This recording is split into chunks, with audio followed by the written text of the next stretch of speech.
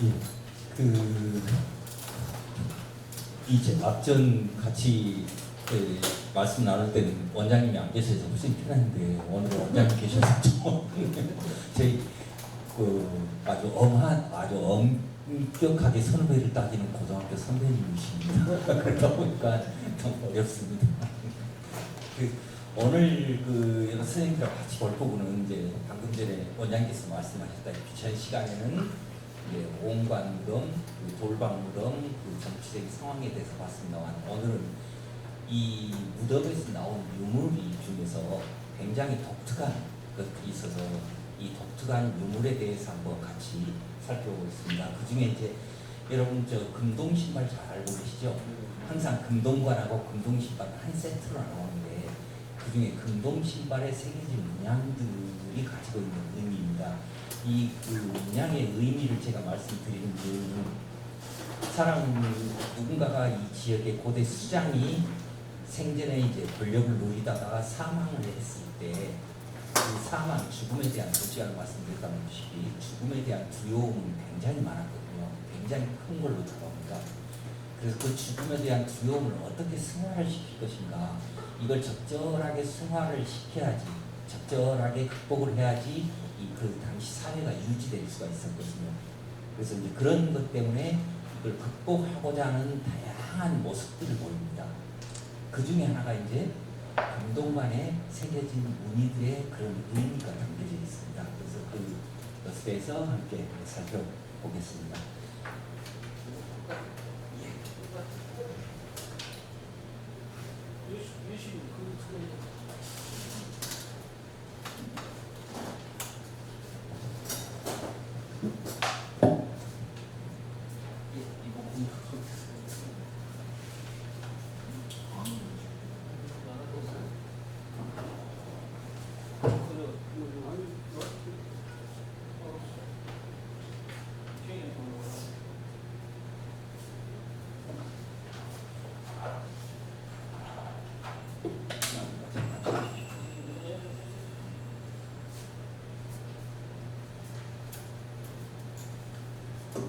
자, 우선 먼저 우리 나주에서는 금동관하고 금동신발이 두 세트가 나왔습니다.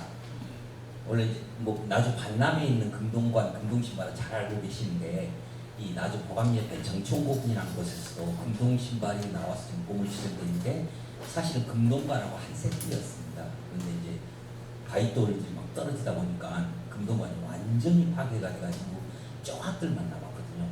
그래서 그 조각들 가지고 이제 금동관이 있었구나 하는 사실을 알게 되는데 그 중에 이제 총 3점이죠. 참 우리 나주가 3점인데 정청 부분에서 방금 말씀드린 그 금동 신발, 그리고 바로 정청 고분 옆에 있는 아주 보감리 고분 3호분에서 역시 금동 신발이 또 한 점이 나오거든요.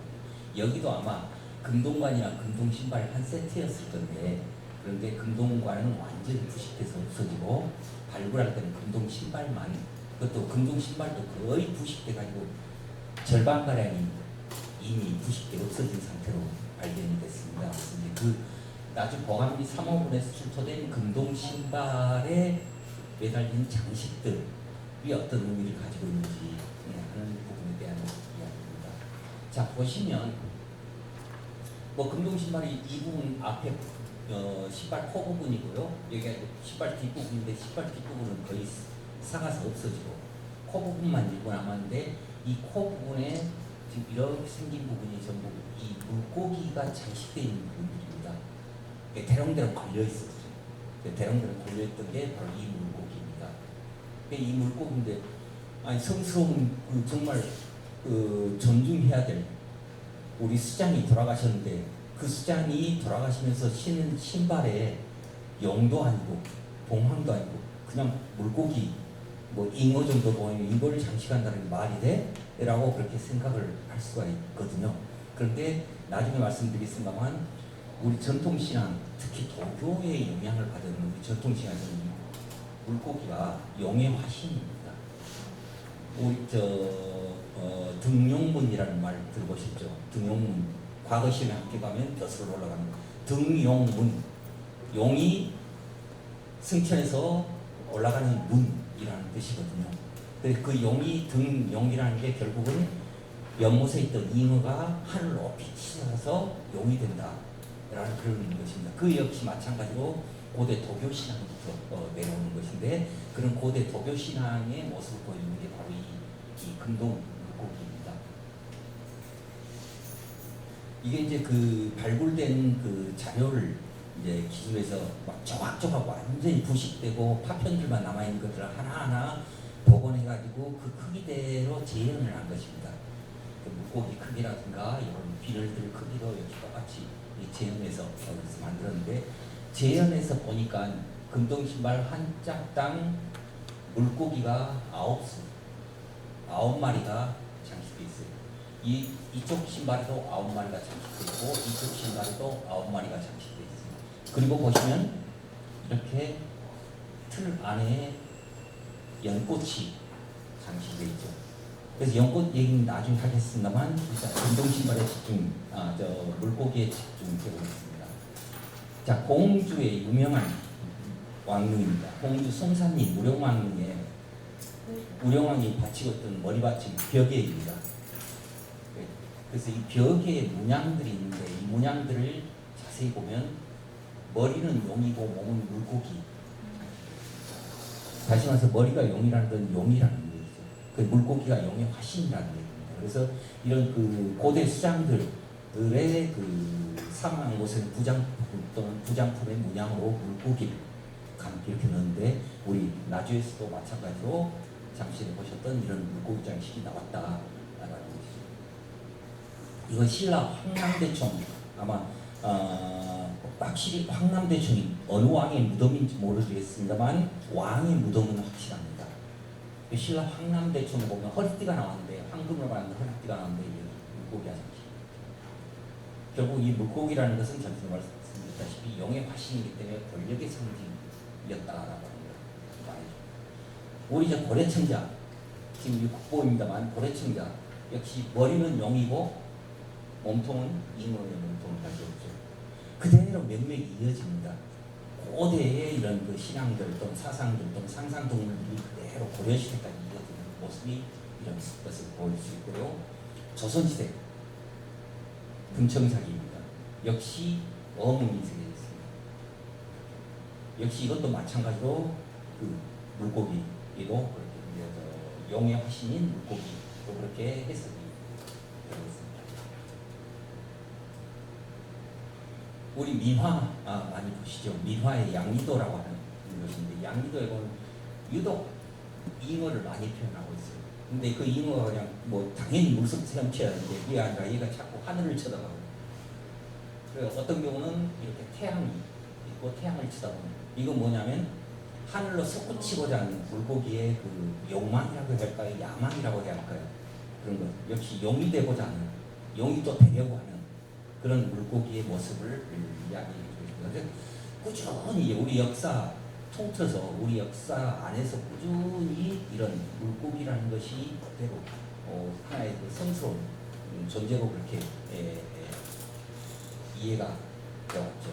뭐 많이 보시는 절 사찰에 가면은 요 목탁이 있죠. 목어 가끔 보실 겁니다. 절에 왜 목어가 있지라고 하는데 사실은 이 같은 맥락입니다.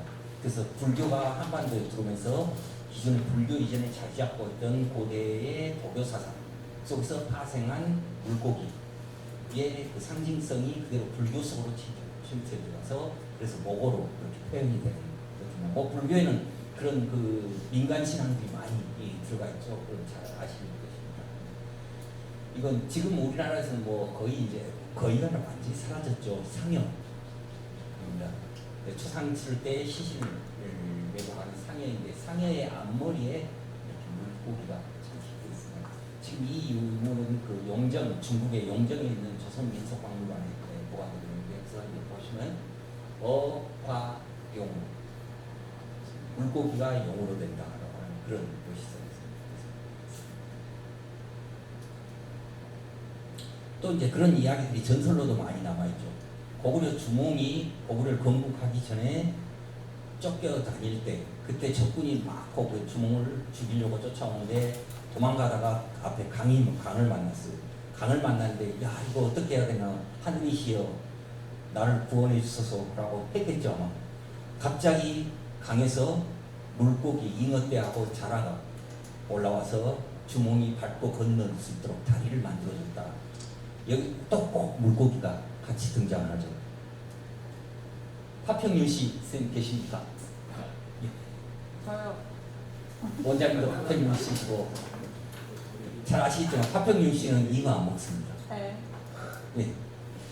잉어를 안 먹는 이유가 시조가 윤신달이라는 분인데 윤신달이라는 분이 어느 날 어떤 할머니가 바닷가를 갔는데 상자가 하나가 떠내려와요. 그래서 무슨 상자고 하고 열어보니까 그 안에 아기가 놓여있는 것입니다. 그래서 아기를 데리고 이렇게 보니까 요 갈비뼈에 잉어의 비늘이 있고 다리에 발에는 7개의 점이 있고 북두칠성을 말하죠. 그래서 이 파평윤 씨의 조상은 잉어와 연관되어 있는 분이다. 그래서 파평윤 씨의 잉어를 안 먹습니다. 아마 그 흐름이 그대로 이어졌는지 몰라도 윤관장 역시 마찬가지로 잉어로 인해서 많은 도움을 받았던 목숨 걸었던 그런 또 전설도 같이 이어지고 있죠. 그래서 파평윤 씨하고 잉어는 굉장히 긴밀한 관계를 가지고 있다. 그래서 우리 원장님께서 잉어 후손이시. 자, 월출산에 용추폭포인데 용치라고 하는데 역시 마찬가지로 잉어가 살고 있었는데 뭐 조그만 연못입니다. 조그만 연못이고 위에서 뭐 폭포라고 해도 큰 웅장한 폭포가 아니거든요. 물만 쩔쩔쩔 흐르는 곳이거든요. 근데 그곳에 있는 전설인데 잉어가 살고 있었는데 잉어가 하늘로 용이 되어 올라갔다라는 전설이 아직 남아있거든요. 이러한 그 용의 화신인 물고기를 숭배하는 그런 습성은 우리 동북아시아만 있던 게 아니라 멀리 또 시기적으로도 훨씬 앞서는 뭐 예를 들면 메소포타미아 문명의 근동 지역의 메소포타미아 문명의 아시리아라는 제국인데 오안네스라고 하는 존재입니다. 이게 물고기의 화신입니다. 그래서 사실 물고기라는 것은 우리 인류에 있어서 뗄래야 뗄 수 없는 우리 식자재이자 항상 우리 곁에 있는 물만 있으면 어디서나 볼 수 있는 존재였기 때문에 이게 이제 신으로 그렇게 모셔지는 성스러운 존재로 모셔지는 그런 것입니다. 그래서 여기에 이제 잠시 전에 제가 금동신발에 물고기가 9수가 새겨졌다고 했잖아요. 분석을 해보니까 딱 9수가 새겨졌습니다. 한 신발당 9수, 2개가 전부에서 2, 9, 18, 18수가 새겨졌습니다. 그래서 그것을 어떻게 이제 연구자들이 해석을 하냐면 3이라는 숫자 잘 아시다시피 우주 창조의 숫자입니다. 가장 성스러운 숫자의 첫 번째 시작이 되는 것입니다. 그리고 천지인, 하늘과 땅과 사람이라고 하는 세 가지의 요소를 갖추고 있는 그것도 지칭하는 그런 숫자이고 그 다음에 1은 통일을 의미하고 2는 대립과 음양을 의미하고 3은 그 두 가지를 모아서 조화를 이룬다 라고 해서 그래서 성스러운 숫자다라고 그렇게 이야기하거든요. 근데 이 3의 다음 숫자인 9가 나옵니다. 여기에 9수죠. 그래서 3의 숫자를 그 배수로 가는데 9가 나오면 최고의 경지. 9는 우리 동양 사상에서는 정말 최고의 숫자입니다. 9 이후로는 숫자라는 단위 그 개념이 없거든요. 숫자 뭐 희의 없는 게 아니라 9 이상은 숫자로서 한 단위의 숫자로서는 큰 숫자가 없다. 그래서 9가 가장 최고의 숫자다라고 그렇게 이제 이야기해요. 최고의 경지고 양의 가치입니다. 그리고 이것은 새로운 변화. 이것은 뭐 신선사상. 그래서 양의 숫자 9라는 것은 결국 다시 말해서 인간이 죽음에 이르렀을 때 이 죽음의 삶과 죽음 사이에 문이 있다고 했죠.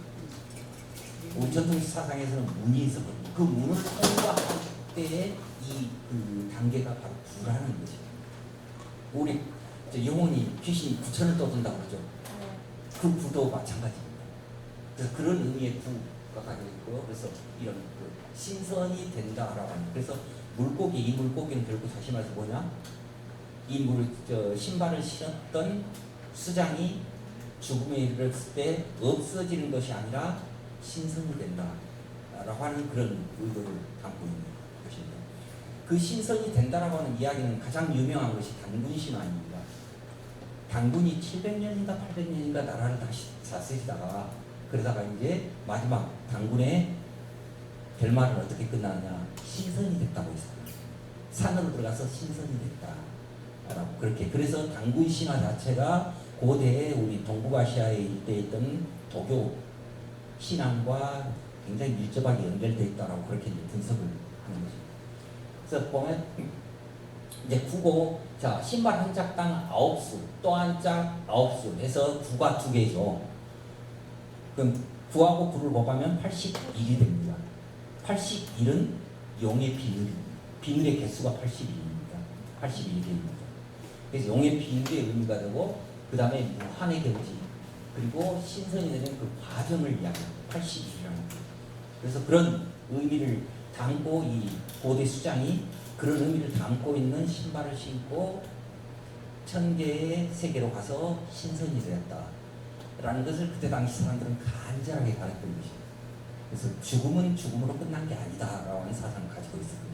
그게 이제 나중에 나왔습니다. 재생관념. 다시 언젠가 신선이 되었다가 다시 우리 세상으로 와서 우리를 또 다스려 줄 거야 라고 하는 그 재생관념을 함께 가지고 있는 거죠.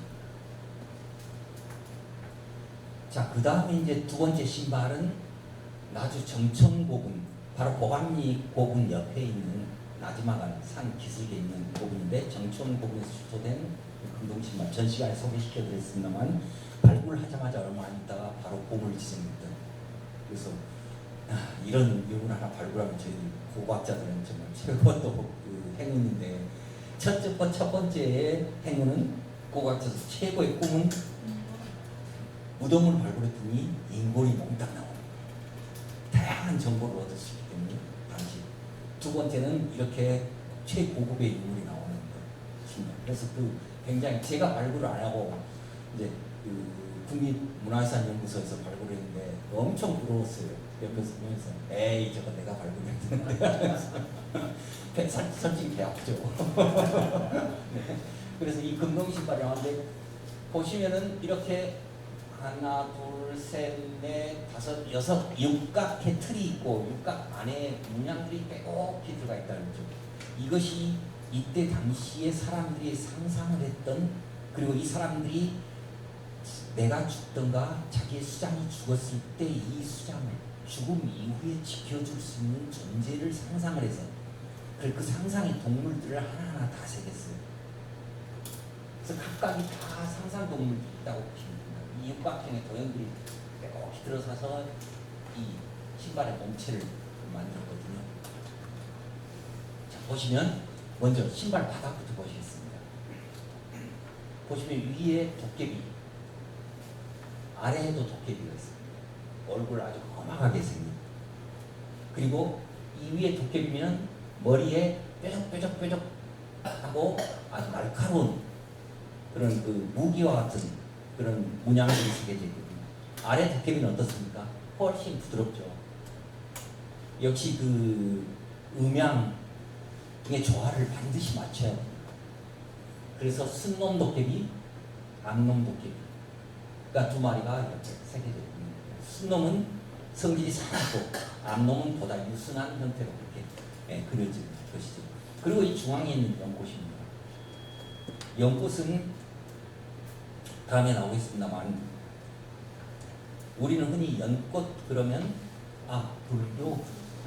불교이구나 라고 생각을 하시는데, 사실은 연꽃은 불교보다 훨씬 이전으로 거슬러 올라갑니다. 이 시기는 한반도에 아직 우리나라에 불교가 완벽하게 들어오지 않은 상태예요. 뭐 불교에 대한 정보들은 조금씩 들어왔겠지만, 그래서 우리 나주까지 불교가 들어올 수 있는 여력이 없던 시대입니다. 그럼에도 불구하고 연꽃이 들어왔다는 것은 불교가 아니라 바로 불교의 연꽃이 들어가게끔 만들었던 당시 시대의 연꽃에 대한 이미지입니다. 그래서 연꽃은 나중에 얘기하겠지만 메소포타미아 문명, 이집트 문명, 모든 문명에서 다 연꽃은 가장 성스러운 꽃 중에 하나라고 이렇게 치고 있어요. 그 중에 하나가 불교로 들어가서 불교에서도 성스러운 꽃으로 그렇게 됐던 거죠. 아무튼 이렇게 연꽃이 새겨져 있고, 보시면 이런 것입니다. 그래서 위에 도깨비, 아래 도깨비, 가운데 이렇게 연꽃이 그려져 있죠. 자, 이집트의 로터스라고 하는 연꽃을 로터스라고 표현합니다. 지금 요 신에게 재물을 바치는 존재가 있습니다. 아마 제사관으로 생겼는데 손에 들고 있는 게 나일강에서 자라는 연꽃입니다. 그래서 연꽃을 신에게 바치는 제물로. 이집트 문명이 있을 당시에는 인도의 불교 문명 아직 성립이 안 됐을 때거든요. 훨씬 이전부터 연꽃에 대한 이야기가 있었다. 페르시아 문명입니다. 역시 연꽃을 상징으로 쓰고 있어요. 메소포타미아 문명입니다. 연꽃을 장식하고 있죠. 마치 우리 그 연화문 기와처럼 점토판에다 연꽃을 장식하고 있어요. 인도는 이제 이 연꽃에 대한 성스러운 그 이미지가 들어오면서 불교 쪽으로 승화가 되죠. 그래서 불교에서 연꽃을 사게 되고, 심지어는 스키타이 문명, 스키타이 문명은 북방 시베리아 초원지대를 정말 먼 거리를 다니던 유목민들이에요. 말 타고 다니던. 그 스키타이 문명에도 이 연꽃이 새겨 있습니다. 그래서 연꽃은 고대 문명에서는 굉장히 성스러운 꽃으로 그렇게 여겨져 왔다. 그럼 왜 연꽃이 성스러운 꽃으로 여겨졌을까요? 연꽃이 정말 더러운 구정물에서도 자라거든요. 그런데 꽃을 피우면 씨가 자라고 있는 물하고는 완벽하게 다른 정말 정갈한 모습으로 꽃이 피거든요. 그것이 너무 고결하게 보이는 것이에요. 그래서 아무리 더러운 꽃이어도 연꽃은 성스럽게 태어난다, 성스럽게 피어난다라는 의미에서 이 연꽃이 고대인들 눈에도 들어왔던 것이고, 그래서 연꽃을 상징했고, 잠시 전 보셨던 이런 큰 세계사의 틀 속에서 한 부분, 한 조각이겠지만 한 부분이 이 나중 정청 부분에서도 흔적이 보였다고 하는 것입니다. 그래서 불교와는 전혀 다르다.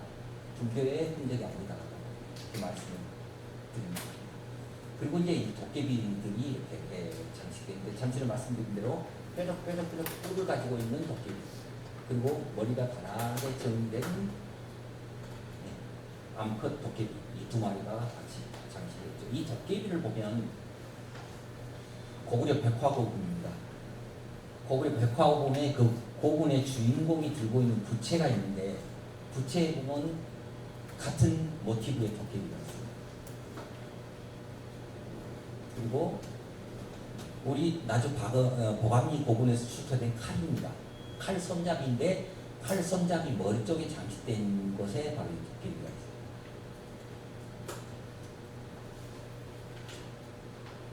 자, 이 도깨비는 역시 이 고대에 딱 끝나버리는 게 아니에요. 그것이 바로 이어져서 지금 현재의 상여에 보시면 앞쪽에 장식되어 있는 도깨비들, 그 다음에 장승, 우리 나주 불회사의 석장승, 이게 전부 그 흐름 속에 나옵니다.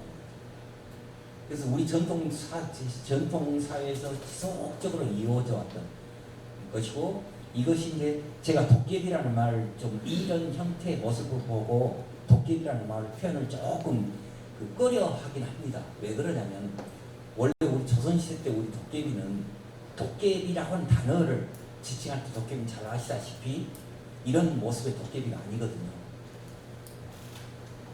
뭐랄까, 그냥 불덩어리가 획획 돌아가는, 또는 빗자루, 피 묻은 빗자루에서 외발에 도포를 입고 삿갓을 쓴 사람이 갑자기 등장한다든가 이런 형태거든요. 그리고 도깨비는 우리 굉장히 조선시대까지의 이야기입니다만 사람 친화적이에요. 바보고 멍텅구리예요. 그리고 사람 없으면 못 살 정도로 사람을 그리워하는 존재입니다. 무서운 존재가 아니고. 그래서 바보하고 멍텅구리라는 얘기가 뭐냐면, 지가 항상 이긴다고 생각하니까 자꾸 씨름을 걸지 않습니까? 그 물론 사람한테 씨름을 걸어서 이겨가지고 뭐 뿌듯하기도 했겠지만, 어떨 때는 속아가지고 지가 지지 않습니까? 지면은 진 대가로 뭘 가져오죠? 얼른 산에 올라가서 이만한 금덩어리 가져와서 내가 졌으니까 자, 진 대가로 이걸 줄게 라고 하는, 그럴 정도로 너무 소박한 모습의 도깨비인데, 근데 이 고대의, 우리 고대의 도깨비가 일본 열도로 넘어갑니다. 우리 문화가 일본 열도로 전파가 되죠. 일본 열도로 도깨비라는 이 존재가 넘어가면서 일본 열도에서는 우리하고 전혀 다른 모습을 합니다. 원이라고 해서 완전히 반인간적입니다. 인간을 보면 찢어지고 인간은 무조건 척사하는 존재예요. 그래서 공포의 대상이 됩니다. 그래서 일본에서 우리 조선반도에서 나오는 한반도에서 나오는 인물 중에 이런 문양을 가지고 있으면 자기들의 원이하고 똑같은 모습이기 때문에 그래서 얘를 도깨비라고 했는데 사실은 얘가 도깨비가 아니고 잠시 말씀드린 그 순박한 존재 얘가 도깨비고 이것은 우리가 도깨비라는 용어로 붙이기는 좀 껄끄러움. 그래서 저희 학계에서는 뭐라고 부르냐면 괴수라고 부릅니다. 적당한 용어가 없기 때문에 그래서 괴수라고 부르는데 저는 이제 여러분들하고 선생님들하고 같이 편하게 지칭하기 위해서 도깨비라고 했는데 사실은 도깨비라는 용어를 그대로 적용하기는 좀 안 맞는 부분이 있습니다. 그래서 이렇게 복수라든가 장승이라든가 이런 형태로 해서 후대까지 지속적으로 이런 신앙들이 사상이 내려왔다. 그럼 무려 적어도 이 초기 이런 식의 인물이 나오는 게 1500년 전이니까 1500년간 우리 생활 속에 깊숙이 박혀있다 나타난 현상들이 바로 이런 것들이다라고 이렇게 그리고 이제 그럼 이 금동 신발에 또 어떤 무늬들이 있을까요? 보시겠습니다. 자, 신발 코에 용을 장식을 했죠. 용은 뭐 우리 임금님 옷을 용포라고 하지 않습니까? 용의 옷이라고 했죠. 뭐 옛날 드라마 용의 눈물 그렇죠. 왕족들의 이야기죠. 이성계의 이야기니까 용의 눈물이라고. 용이라는 것은 최고의 권력을 상징하거든요. 최고의 권력을 상징하는 용의 머리가 신발에 이렇게 붙여있는 그런 장식을 했고요. 역시 고구려 벽화 부분에도 이런 용 뭐 많이 보셨을 것입니다만 이런 용들이 이 장식이 되어 있는 것들 같은 맥락입니다. 고구려 벽화 부분에 나오는 그런 문양들이나 여기 나주 정천공이나 그냥 나주에서 나오는 고대 상상동물들은 같은 그림이에요. 자 보시면 공주 무령왕릉에 나온 그 용의 머리입니다. 간혹 용의 머리하고 봉황의 머리하고 헷갈릴 때가 있어요. 그 어떤 경우는 봉황의 머리라고 그렇게 착각을 하는데 저희들이 이제 구분하는 법을 이 아래 비늘을 봅니다. 얘만 보면은 용의 머리인지 봉황의 머리인지 헷갈려요. 근데 이 아래 비늘을 보고 아 이건 용의 머리다 라고 이야기합니다만 이렇게 그 왕들이 쓰는 검이라든가 최고의 권력자가 쓰는 검은 이런 용이라든가 봉황을 장식하는 경우가 많습니다. 그 중에 용하고 가장 유명한 전설이 바로 해모스입니다. 지금 이 사진은 평양 동명왕릉 전시관입니다. 어렵게 사진 구했어요. 지금이야 이제 아마 쉽게 구할 겁니다만 제가 이 사진을 구할 때는 1990년대 초였습니다. 그래서 북한하고 거의 지리적으로 단절되어 있는 상태에서 북한 사람이 그리고 북한 화가가 그래서 이걸 좀 보고 싶어가지고 어떻게 해서 어떻게 그랬냐면 일본 학자가 북한에는 비교적 그때는 자유롭게 갔습니다. 전 남한 사람 못 가는데 그래서 일본 학자가 북한에 갈 때 사진을 많이 찍어오거든요. 그럼 이제 반드시 가져오라고 해서 같이 검수라고 해서 나 이 사진 필요하니까 이거 달라 해서 한 300장 정도 사진을 받았는데 그 중에 이제 사진 한 장입니다. 그때는 디지털 카메라가 굉장히 엉성한 때라서 화질이 좋지가 않습니다만 그래서 그 동명왕릉 전시관 북한의 전시관에 그려진 북한 화가들의 그려진 그림입니다. 보시면 용이 하나 둘 셋 넷 흰색까지 5개 5마리 한쪽 가려진 거 5마리가 용이 끌고 있습니다. 그래서 이 해모수가 용이 끄는 수레를 타고 하늘에서 내려왔다. 수레 그럼 대충 소가 끌거나 말이 끌거나 또 사람이 끌거나 해야 되는데 여기서부터라고는 그렇습니다만 여기에 이제 그 용이라고 하는 존재로서 이 해모수의 위상을 상대적으로 높여주는 그런 존재로 그래서 용을 동원을 해서 이런 모습. 전설 속에서도 역시 해모수의 설화하는 용이 등장합니다. 용이 끄는 수레를 타고 그래서 어려운 용이 끄는 수레를 타고는 해모수라는 표현이 있습니다. 해모수는 동명왕 즉 고주몽의 아버지로 이렇게 알려져 있죠. 그래서 이런 그 용을 타는 수레는 이미 우리 동북아시아에 널리 퍼져 있던 그 뭐랄까 이미지입니다. 그래서 지금 이건 중국의 산해경인데 산해경 혹시 많이 보셨을 것입니다. 사실 산해경이라는 책은 중국에서 발간을 했거든요. 근데 이게 중국의 전통적인 고서이긴 합니다만 책 자체는 근데 그 책 안에 담겨진 이야기들은 중국의 이야기가 아니고 중국을 비롯한 그 이때 모든 이민족들의 이야기를 다 담고 있어요. 그래서 이 용을 타고 있는 신선의 모습은 중국의 모습일 수도 있지만 동북아시아에 일반적으로 퍼져 있는 고대의 이미지일 수도 있습니다. 이 산해경 속에는 이 다양한 그런 고대 이미지가 담겨져 있고 심지어는 어떤 게 있냐면 제가 산해경 내용인지 잠깐 헷갈리고 있으면 신라 동쪽에 섬이 있는데 섬에는 엄청나게 큰 거인들이 살고 있다라고 하는 이야기가 있어요. 그 이야기는 뭐냐면 신라 동쪽에 있는 아마 우리는 신라 동쪽 그러면 울릉도나 독도가 상상이 되는데 어떤 일인지 몰라도 울릉도나 독도에 거대한 거인이 살고 있다라고 하는 자기들 상상하는 이야기들 이런 것을 담고 있거든요. 그렇게 상상하는 이야기들이 나오고 있습니다. 그래서 이것도 역시 마찬가지로 상상 속에 등장하는데 신선이 두 마리의 용이 끌고 있는 수레를 타고 바다를 건너고 있는 모습. 뭐 우리 그 정치는 점집에 가면 무당 분들 모시는 그림이죠. 신이죠. 용신. 특히 바닷가는 용신, 용에 대한 제사를 아주 크게 외치는 바로 그 중에 하나입니다. 그래서 이분이 바로 용신이고 이 용신임을 보여주기 위해서 용을 이렇게 타는 거거든요. 그래서 역시 마찬가지로 용은 뭐 고대로부터 시작해서 뭐 지금 현재까지도 사라지지 않는 우리 기억 속에서 없어지지 않는 아주 강력한 존재로 그렇게 각인되어 있으면 용의 신앙도 이시부터 나타나고 있다. 다만 이제 이것이 고대 동북아시아에서만 나타나느냐가 아니고 이미 용이라는 존재는 서양에서도 나타나요. 지금 이것은 메소포타미아 문명의 마라두쿠라는 그리고 마라두쿠와 티아마트라는 존재의 싸움입니다. 신들의 전쟁이에요. 신들의 전쟁인데 신들의 전쟁 속에 이렇게 용이 등장합니다. 근데 저기 근동에 있는 문명임에도 불구하고 동양의 용과 아주 유사합니다. 마치 뱀처럼 긴 몸을 가지고 있는 메소포타미아 문명에서 이렇게 뱀처럼 긴 몸. 그래서 이 용을 타고 전쟁을 치르고 있는 그런 모습들. 메소포타미아 문명에서도 용이 보인다라는 것입니다.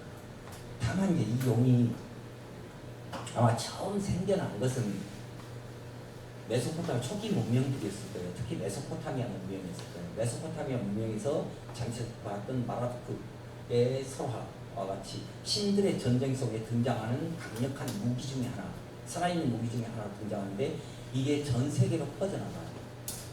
그래서 우리 동북아시아로 왔을 때는 81개의 비밀을 가진 용어로, 서양으로 가서는 서양은 여러분 잘 아시다시피 드래곤.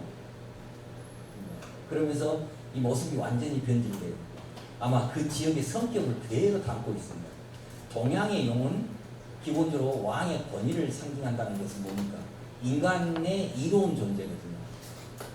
인간을 돕는 존재입니다. 물론 이제 벌을 줄 때도 쓰는데 인간이 잘못하면 벌을 줄 때인데 인간을 돕는 존재로서 용이었는데 서양은 드래곤은 눈에 보이는 즉시 척살해야 될 존재예요. 그냥 보이는 즉시 죽여야 될 존재입니다. 왜냐하면 이 용도 둘 다 아마 육식을 했을 거예요. 동양 용이라고 뭐 채식 있겠습니까? 채소 먹었겠습니까? 육식을 했을 건데 동양 용이 석사 육식을 하더라도 우리 인간에게 이런 동물로 그렇게 이미지가 딱 각인이 되는데 서양은 육식을 하는 용은 결국 서양은 유목민이죠. 물론 밀농사를 짓는다만 아시아처럼 그렇게 아주 집약된 그런 농사 지역이 아니거든요. 대부분 양떼를 끌고 다니는 그런 사회이기 때문에 양을 잡아먹는 존재입니다. 자기 삶의 생계를 위협하는 존재. 그래서 이 용은 바로 척살해야 될 존재라고 해서 동양의 용의 이미지와 서양의 용의 이미지는 같은 조상에서 출발했을 거라고 생각되지만 완전히 이미지가 달라졌다라는 모습이 바로 전설들에서 볼 수가 있습니다. 자, 그 다음에 이제 아주 독특한 그릇이 하나가 출토가 됐어요. 이제 이 그릇이 출토된 게 지금 해남 땅끝입니다. 이 그릇이 조그만 무덤인데, 무덤이 아주 독특하게 생긴 무덤인데, 그 무덤 안에서 이 그릇이 한 점이 동그라미 묻어 있었어요. 다른 뭐 유물들하고 같이 섞여 있긴 했으나 보시면 머리가 달린, 동물의 머리가 달린 몸통을 가진 그릇이고, 뒤에 누군가가 앉아있죠. 사람이. 그래서 다른 부분보다도 이 동물을 장식하고 있다라는 거하고, 그다음에 이 사람을 빚은 모습, 이 전형적인 신라 도공의 수법입니다. 기법입니다. 그래서 이것은 신라에서 온 걸로 생각돼요. 신라에서 왔는데 어떻게 해남과 땅끝까지 왔는지 모르겠어요. 해남 땅끝까지 와서 묻혔었는데, 지금 이제 그 국립나주박물관에 지금 전시가 되어 있습니다. 꽤 대접받고 있는 분이거든요. 제가 발굴했었습니다. 그럼 이 인물을 보고 정말 처음 보는 인물이거든요. 이런 모습을 처음 보는 인물이라 어떻게 할지를 모르겠어요. 발굴하고 딱 노출되는데, 야, 이걸 어떻게 하지? 이거 조금이라도 잘못 건드리면, 뿌리라도 하나 부러지면 정말 큰일 나는데, 죄를 짓는 건데. 그래서 정말 조심조심 발굴해가 꺼냈던 그 기억이 있으나, 이 부분, 머리 부분을 유리 보시면 뿔이 달려있어요. 뿔이 달려있고, 귀가 있고, 눈이 있고, 코가 있고, 입이 있습니다. 그런데 그냥 뿔만 없다고 보면 완벽하게 말처럼 생겼어요. 이 부분은 말의 얼굴입니다. 뿔이 있다는 것은 말은 뿔이 없죠. 그래서 뭔가 다른 존재를 표현하고 있어요. 이 부분을 보면 말의 입이 아니고 새 부리의 모습입니다. 그래서 말의 얼굴, 새 부리의 입, 그리고 뿔을 달린 존재. 이건 이 세상에 존재하지 않는 동물이거든요. 역시 마찬가지로 상상동물을 표현합니다. 자기가 상상해서 아마도 세상 어디인가는 우리의 죽음 이후에 우리를 지켜주는 존재가 있을 거야. 사망 이후에 우리를 지켜주는 존재가 있을 거야 라는 상상을 해서 이 존재를 만들었습니다. 바로 뒤에 타고 있는 이 존재가 나입니다. 여기에 묻힌 주인공입니다. 주인공이 이 상상동물을 타고 신선세계로 가는 과정을 이 그릇에다 표현했어요. 근데 이 그릇을 만들었던 사람은 신라에서 온 사람입니다. 그러니까 해남 땅끝, 해남 땅끝도 영산강 유역권이거든요. 영산강 유역권하고 신라하고의 관계로 가지고 있었다라고 하는 것. 그리고 나주 영동리라고 하는 것, 바로 그 다시면의 영동리라고 하는 곳에도 역시 마찬가지로 전형적 완벽한 신라 토기가 나왔어요. 그래서 야, 이건 신라 토기인데 그럼 신라에서 가져왔나? 라고 봤더니, 자세히 봤더니 또 저 공주에서 온 백제 토기하고, 공주에서 온 백제 토기하고 신라 토기하고 서로 몸이고 몸, 뚜껑이에요. 그러니까 백제 토기하고 신라 토기하고 한 짝을 이루고 있어요. 그래서 우연히 또 백제 그릇하고 신라 그릇하고 가져와서 서로 포개놨겠지라고 생각하고 좀 심히 살펴봤더니, 분석을 했더니 한 가마에 섞고 있어요. 다시 말해서 백제 토기를 만드는 도공, 신라 토기를 만드는 도공, 이 도공이 한 가마터에서 같이 일을 해가지고, 그래 너 뚜껑 만들어, 나는 몸통 만들게 해가지고 만들어가지고 한 가마 안에서 구워가지고 낸 이물입니다. 그래서 그 가마에서 굽다 보면 지금처럼 깔끔하게 나오지 않거든요. 그름도 있고 그러거든요. 그 똑같이 그름 생기는 부분이 두 토기에 똑같은 부분에 생겨요. 딱 이렇게 맞춰보면 그림이 딱 맞아요. 마치 지문처럼. 그래서 신라 도공과 고려 도공이, 백제 도공이 둘이 같이 짝을 맞춰서 그릇을 만들었다.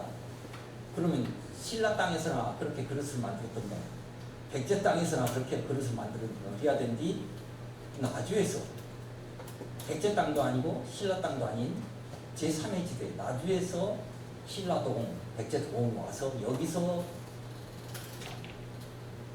그 제작 활동을 했다라고. 그건 뭘 얘기하냐면, 여기적 수장 세력이 아마도 신라 도공, 백제 도공을 어쨌든 어떤 형태로든 뭐 뺏어왔든 데려왔든 아니면 선물을 받았든 어떤 형태로든 여기 와서 여기서 활동했다. 그래서 이 지역의 수장의 활동 영역을 이야기해 주는 것입니다. 그래서 그런 이것도 마찬가지로 그런 현상 중에 하나. 그 다음에 이제 금동 신발의 앞부분에 보면 코 부분요, 신발의 코 부분에 보면 이렇게 불꽃이 새겨져 있어요. 당연히 신발 코 부분에 불꽃이 생겨져 있다는 건 불은 뭡니까? 앞을 밝히는 헤드라이트거든요. 그래서 신발 앞쪽에 불꽃을 새겨서 이 신발을 신고 있는 수장이 사망하고 나서 또 다른 신선의 세계로 갈 때 길이 어두웠을 때 비추는 헤드라이트의 역할을 했던 것이죠. 그리고 이런 역할이 바로 신촌, 나주 반남 신촌이 금동관입니다. 이 금동관은 굉장히 독특한 금동관이에요. 일반적으로 백제 금동관 또는 백제 왕관 그러면은 요 안에 요 머리에 직접 닿는 상투관이라고도 합니다만 모관이라고 하는데 이 부분만 나와요. 요 테두리는 자주 보는 곳이 어디죠? 신라. 이런 테두리를 가지고 있는 금동관은 신라에서 또는 가야 지역에서 신라의 영향을 받은 가야 지역에서 백제나 충청도, 경기도, 전라도에서는 이런 바깥 테두리를 가지고 있는 곳이 완벽한 형태는 나주 강남 신촌가 가장 유일하게 완벽하게 남아있고 많이 부서져서 나온 것이 어디냐면 바로 고창이에요. 고창에서 한 점, 그 다음에 여기서 한 점. 근데 최근에 많이 부스러져 가지고 사가서 부스러져 갖고 나오는데 전남지 곳곳에서 보여요. 금관이, 금동관이. 그래서 각 그 지역에 예를 들면 한평 같으면 한평에서 가장 큰 무덤이 있으면 그 무덤 발굴해 보면 안에가 금동관이 깨져 가지고 나와요. 그런 게 있습니다. 그래서 이 금동관의 존재가 뭐냐라고 하는데 아무튼 이 영산강역 호남 서부 지역은 특징이 이렇게 테두리를 가지고 있다. 잠시 전에 말씀드린 고창에서 그럽니다. 그거 나왔는데 고창은 뭐야? 라고 하는데 역시 영산강 문화가 같이 미치는 지역이거든요. 그래서 고창 또 익산도 역시 마찬가지입니다. 그 지역까지도 이런 금동관이 나온다. 이 금동관의 이걸 대관이라고 합니다. 테두리의 장식이라고 합니다. 대관의 이 문양을 어떤 분은 피어난 꽃 또는 막 자라고 있는 식물을 상징한다고 보고 하는데 저는 이 불꽃하고 같은 모티브로 생각해요. 그래서 왕관을 썼을 때, 금동관을 썼을 때 이 머리에서 말하자면 광채가 밖으로 퍼져나가는. 그래서 이 금동관을 쓴 자신의 존재를 훨씬 존재감, 위세를 극대화시켜주는 그런 게 아닌가 해서 이것은 그 불꽃 문양하고 이런 불꽃하고 같은 맥락에서 나온 게 아닌가 그렇게 생각이 되는 것입니다. 자, 그리고 이제 보시면 여기 이렇게 육각형 테두리에서 이게 이제 신발 몸체입니다. 이 육각형의 테두리들이 다 모여가지고 신발 하나를 부수는 그 신발 안에 새겨진 문양입니다. 여기 눈이 있죠. 여기도 눈이 있습니다. 그리고 머리가 있고 입이 있고 그 다음에 이 부분은 머리 쓰는 모자입니다. 근데 벼슬아치의 모자입니다.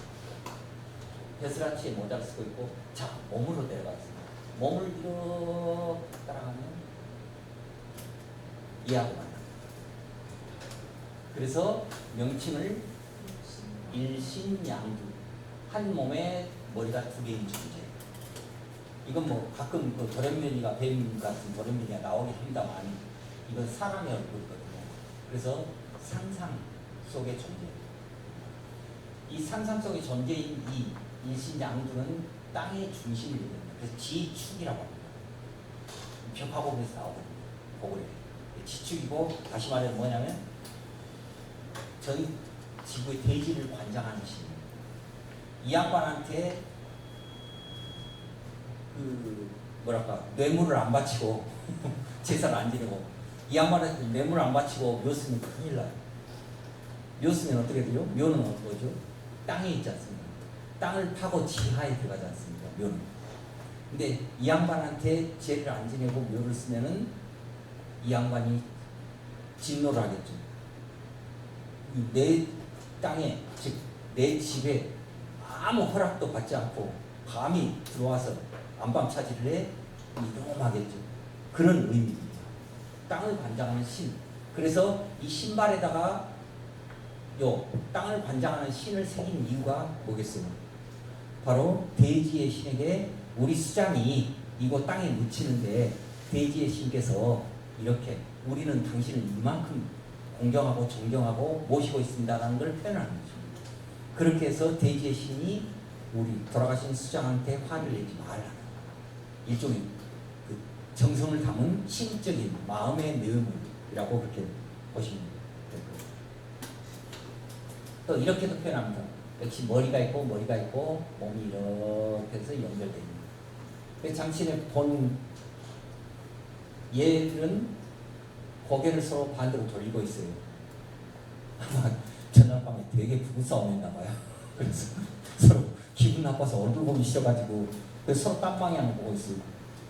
근데 여기는 아주 금슬이 좋은, 서로 얼굴 마주보고 그것도 부족해서 서로 손을 맞대고 그런 모습으로 그려져 있습니다. 그래서 일신양두가 이 신발에 이렇게 새겨져 있다라는 고구려 벽화부분에서 나온 일신양두입니다. 보시면 머리 부분 훼손돼서 잘 안 보인다만, 그리고 몸체가 이렇게 용의 몸처럼 똑같이 생겼죠. 보시면 용의 몸처럼 이렇게 머리 두 개, 용의 몸처럼 이렇게 연결됩니다. 그래서 이 그 고구려 벽화부분, 고구려도 마찬가지로 땅에 무덤을 쓸 때 이 지축에게, 즉 대지의 신에게 제사를 지내지 않으면 안 되는 그런 사상을 가지고 있었다라는 것입니다. 자, 이렇게도 표현하고 있어요. 역시 고구려 벽화부분인데 여기 보면 얼굴이 있고 여기 보면 얼굴이 있고 이렇게 결슬이 쓰는 관을 쓰고 있죠. 그리고 몸통 있습니다. 한 몸통으로 연결되어 있죠. 보면은 지축 일신양두라고 한자로 써놨어요. 그래서 저희들이 일신양두, 한 몸에 머리가 두 개라는 명칭은 저희도 붙인 게 아니고 고구려 벽화부분에 이렇게 이 존재에 대해서, 상상 동물에 대해서 명칭을 붙여놨어요. 지축이라는 말은 땅의 신, 대지의 신, 그리고 명칭은 일신양두라고 표현하고 있습니다. 여담입니다만, 그래서 우리가 고구려 고분 또는 고구려 정말 광대한 영토를 가지고 있는 동북아시아의 천하를 호령하던 대륙의 세력, 대륙의 국가라고 생각을 하시는데, 사실은 그 고구려의 문화가 거기서 멈춘 게 아니고 백제를 거치면서 또는 직접적으로라도, 그래서 이 땅끝 지역 한반도 서남북부까지 이렇게 문화가 영향을 미쳤다. 그래서 우리도 그 문화를 가지고 있다라는 겁니다. 그래서 기본적으로 이런 문양들은 고구려의 문화의 요소로 그렇게 보고 있는 것입니다.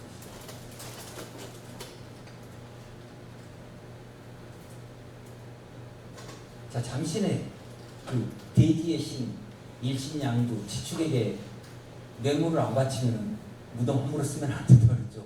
아주 혼납니다. 정말 혼납니다. 이 사람들은 이제 그렇게 생각했어요. 정말 큰일 나요. 이 무덤이 뭐냐면 백제 무령왕릉인데 무령왕릉 들어간 입구입니다. 여기에 동전 한 꾸러미가 있어요. 이게 바로 지축 대지의 신에게 바친 뇌물이에요. 그래서 무령왕릉 들어간 입구에 이렇게 동전 한 꾸러미를 놔서 지축 대지 신에게 뇌물을 바치고, 그리고 무령왕이 이 안에 안치가 됩니다. 그런 형태들이 보이고 있습니다. 그래서 잠시 보셨던 고구려 벽화부분의 요소, 백제, 그리고 우리 나주 지역이 한 커다란 문화적인 틀을 가지고 있었다는 게 이런 모습에서 볼 수 없습니다.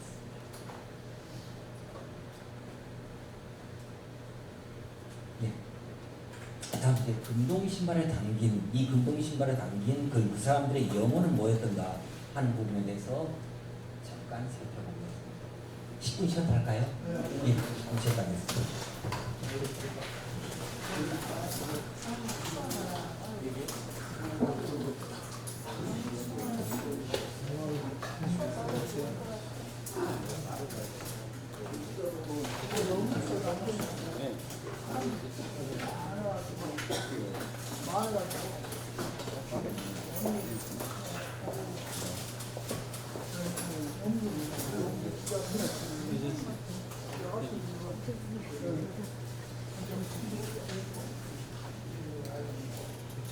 어째 길라미성 안 왔다? 나는 오늘 또 다른 행사가 있어갖고 나 그럼 길라미성 전화했는데. 먼저 나왔어. 여기다 누구 쉬어 그랬더니 본인이 입었다고. 뭘 바람에 들어가 고봉을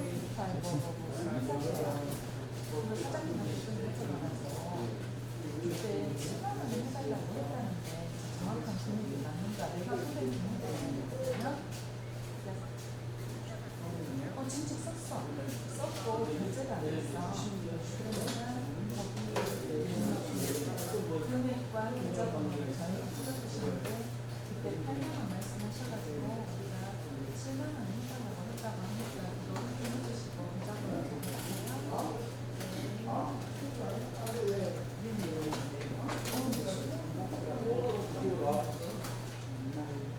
원장님 저거 좀 여쭤보고 싶은데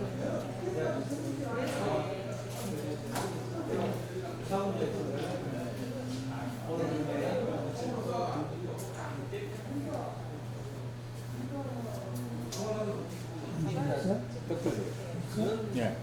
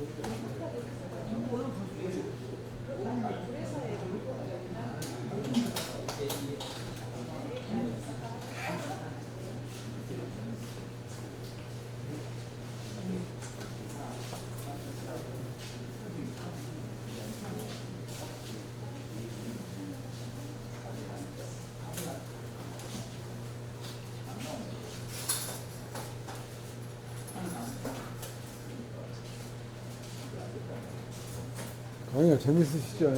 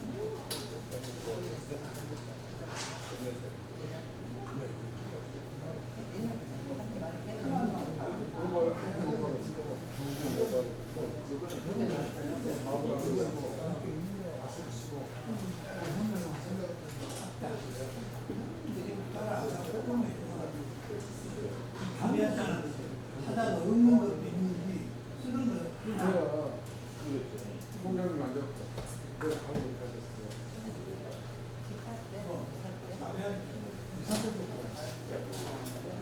식사하는데도 이리 와. 이상한데 이상한 사람이 왔어. 5만 있고 나는 저 앞에 독서를 한다고 제가 앞에 앉아있었는데 누가 이상한 여자가 왔대. 왜 왜요? 아니 5만 있고 겨울로 들어서 입고 왔어요? 내가 그러니까 겨울 5만 입고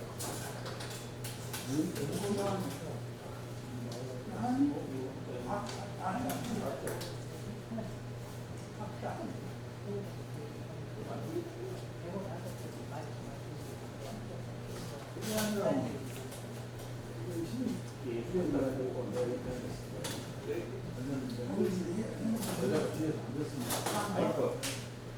뭔가 신경 쓰이지 않는 사람을 안 주니까. 나는 여름에까지 똑같이 안다 보면 흥미랑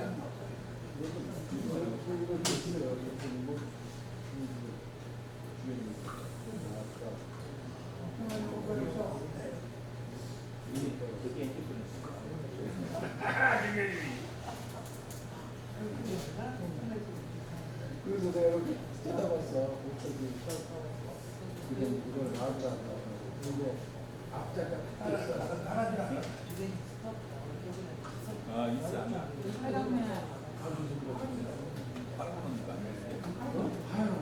또 하얀 하얀 겨울 같은 있어. 그래가지고 그 마을 왔어.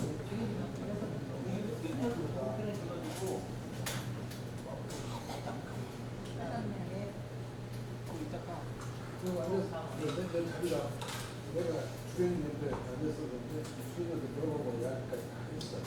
여기 자리가 하나 더 있어. 그 이리 와서 앉으라. 그러니까 이 사무장이 여기까지 있다가 이리 왔어. 빨리 이리 와서 앉으라 그랬으니까.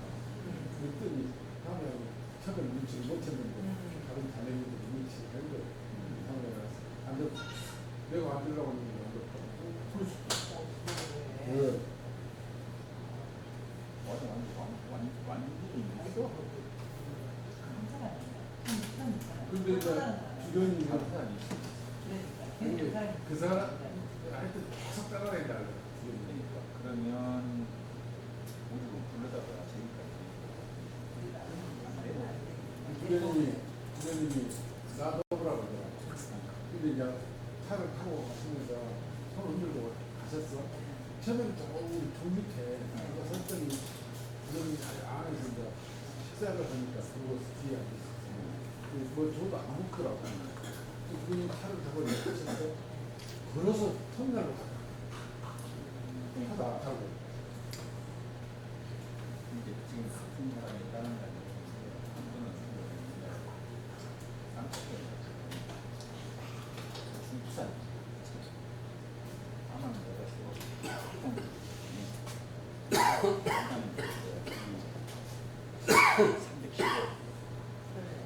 315 산만치가 그거 있어.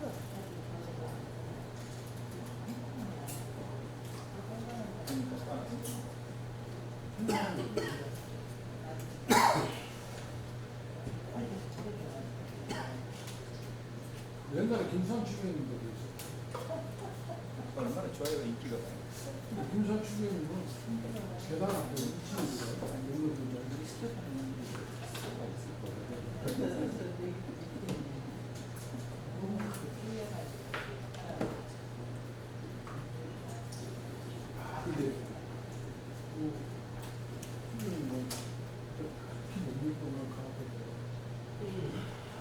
들어가 보면 안에 있었어.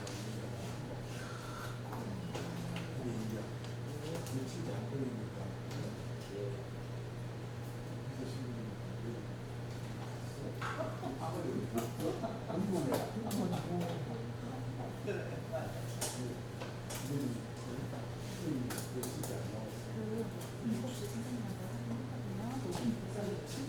그래서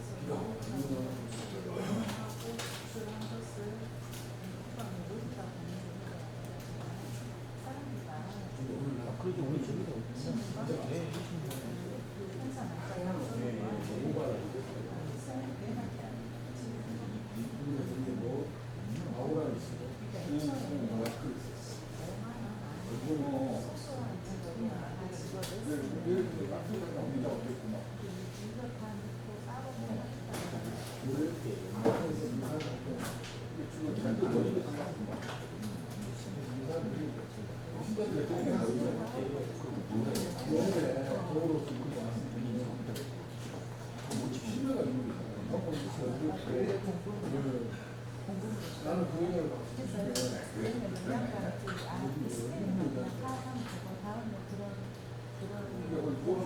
반복하지 않으셨어요.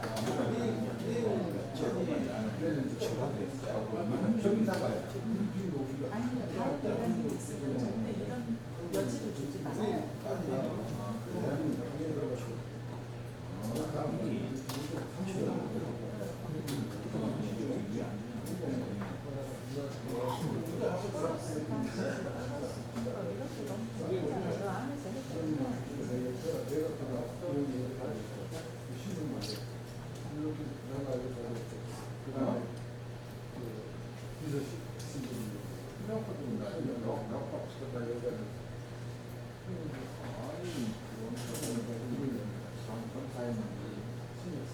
여기까지 다 먹지 마라. 소리 안 하시면 못 먹었는데 몰랐는데 명절이 명절에 그런 생각을 내가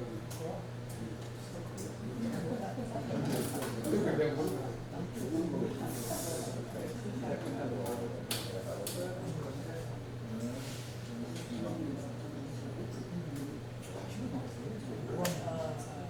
한국에는 시사를 안 하는 것 같은 거라서 다른 나라는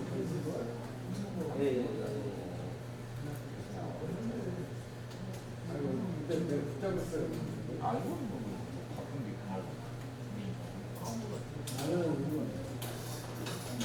전진 준비만 했지 나쁜 사람은 아니야. 한번 끝났다. 그 주문이 쉽다. 인사한테 남들이 보면 아니까.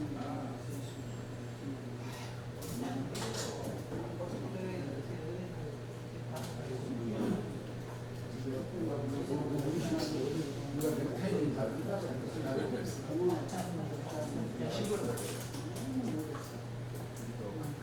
큰 인사인데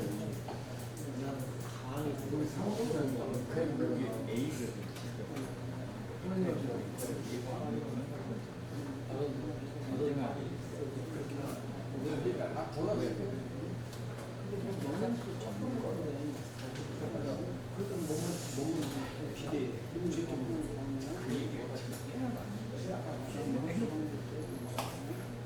분명한 건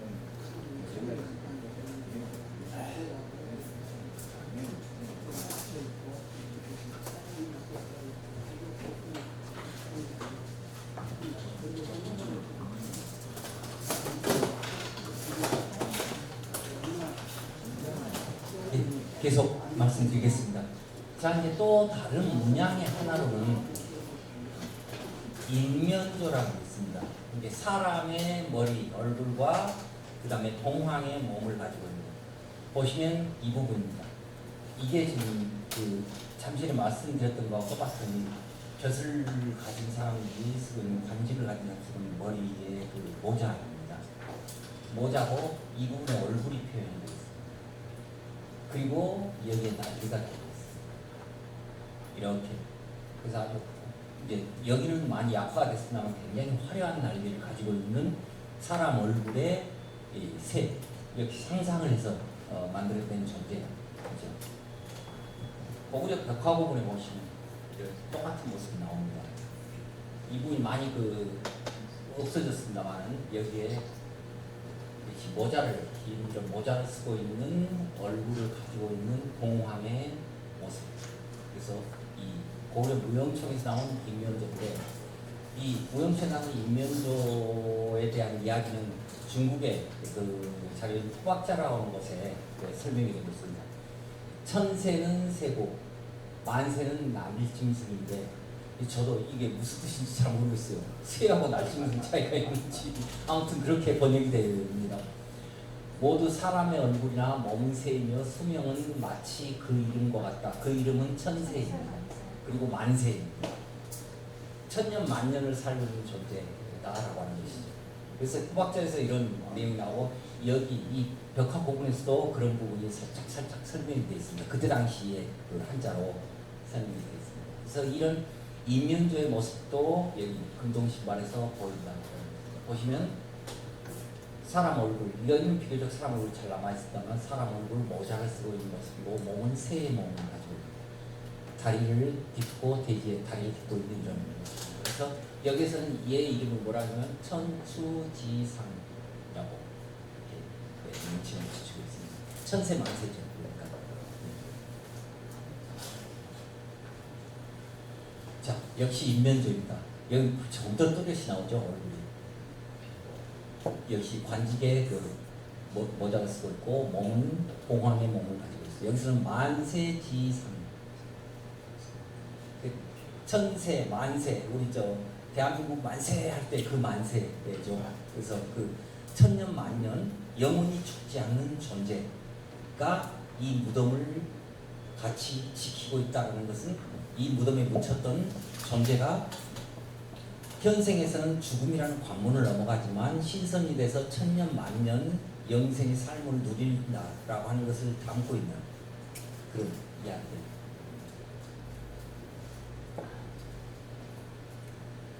2018년도에 평창 동계올림픽에서 공연이 있었죠. 개막 공연이 있었는데 이 동물이 나오면서 전 세계적으로 굉장히 인기를 끌었어요. 이상하게 우리나라 분들은 관심이 없었더라고요. 그런데 유튜브를 보시면 외국인들은 정말 신기해가지고 그 장면을 많이 담고 있거든요. 이게 바로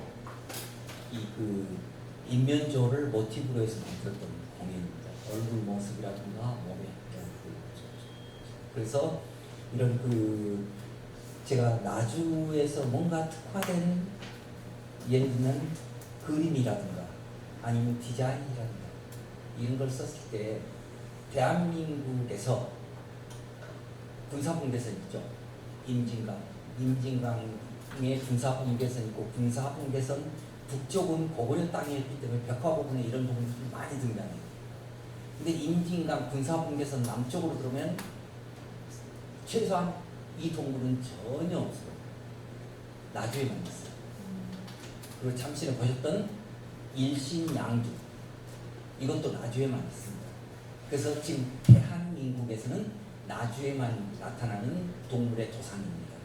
그러면 이런 이미지를 잘 만들면 우리 나주권에서 먼저 만들어버릴 수가 있거든요. 그리고 제가 바라는 게 북한하고 같이 남북이 좀 사이가 좋아지면 북한하고 같이 도시비 자매결연을 맺을 수가 있거든요.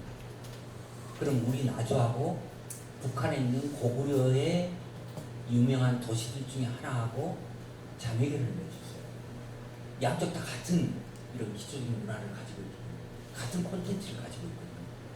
그래서 꼭 한번 우리 나주도 그런 걸 해봤으면 하는 그런 게 있습니다만, 근데 아직 북한하고 워낙 관계가 안 좋아서요. 그래서 될 수 있을지 모르겠습니다만, 제 욕심은 이제 나주하고 개성. 아직 그렇게 자매결을 맺은 도시가 없습니다, 북한은. 그러니까 제일 먼저 해야죠.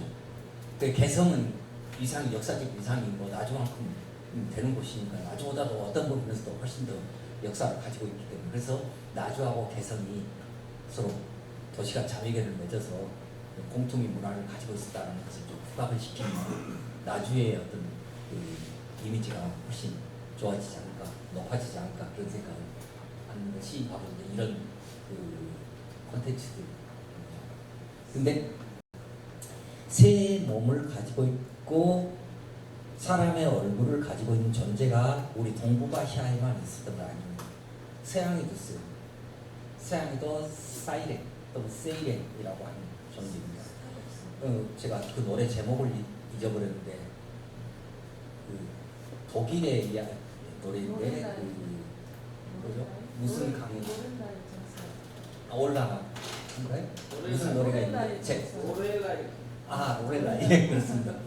그 노래 속에 등장하는 새입니다. 뭐냐면 선원들이 배를 몰고 가고 있어요. 몰고 가고 있는데 그중에 먹을 만한 놈이 있나 먹을 만한 놈이 있으면 아름다운 노래를 불러서 선원을 현혹시켜서 그래서 배를 침몰하게 만들고 그 존재입니다. 우리 동북아시아의 인면조는 우리 인간이 저승세계 신선이 됐을 때 1000년 동안 만년 동안 영생을 누리게 도와주는 존재거든요. 곁에서 보필해주는 존재거든요. 근데 서양은 목숨을 빼앗아 가는 인간의 목숨을 빼앗아 가는 그 잠시 전에 보셨던 용과 드래곤의 차이와 마찬가지로 역시 동양의 인면조와 서양의 사이렌의 차이입니다. 요즘 최근에 그 좀 많이 문제가 됐죠. 스타벅스라는 커피. 그 마크가 바로 얘가 주인공이지 않습니까? 그래서 이 마크에 붙인 이미지 그대로 지금 저는 따라가고 있구나 하는 생각이 들을 것 같습니다. 이런 것들. 그래서 여기 이 도자기는 고대 로마의 도자기입니다. 그래서 로마의 도자기인데 로마의 도자기에 오디세우스가 이 사이렌에게 유혹당해서 결국 빠져나가긴 합니다만 목숨을 잃었을 뻔했던 배가 침몰할 뻔했던 그 이야기, 그 그리스 로마 신화에 나오는 그 이야기가 로마의 도자기에 새겨져 있습니다. 다음으로는 이제 봉황입니다. 봉황은 너무나 잘 알고 계시죠. 우리나라 대통령의 상징이기도 한 봉황. 그래서 용과 봉황은 서로 어깨를 겨눌 정도의 그 권위를 가지고 있는 존재. 이 봉황도 그대로 이 신발에 같이 새겨져 있습니다. 뭐 유명하죠. 국보가 된 향로, 금동 대향로인데 머리부분에 봉황이 자리 갖고 있는. 그래서 권력 또는 위상 또는 그 권위의 최고의 모습을 보여주고 있는 것입니다. 그래서 이 금동 대향로에서 상상 동물 수가 어디가 더 많나 나주과 비교를 해봤어요. 수를 세봤더니 나주가 훨씬 동물이 더 많습니다. 동물의 종류가 다양합니다.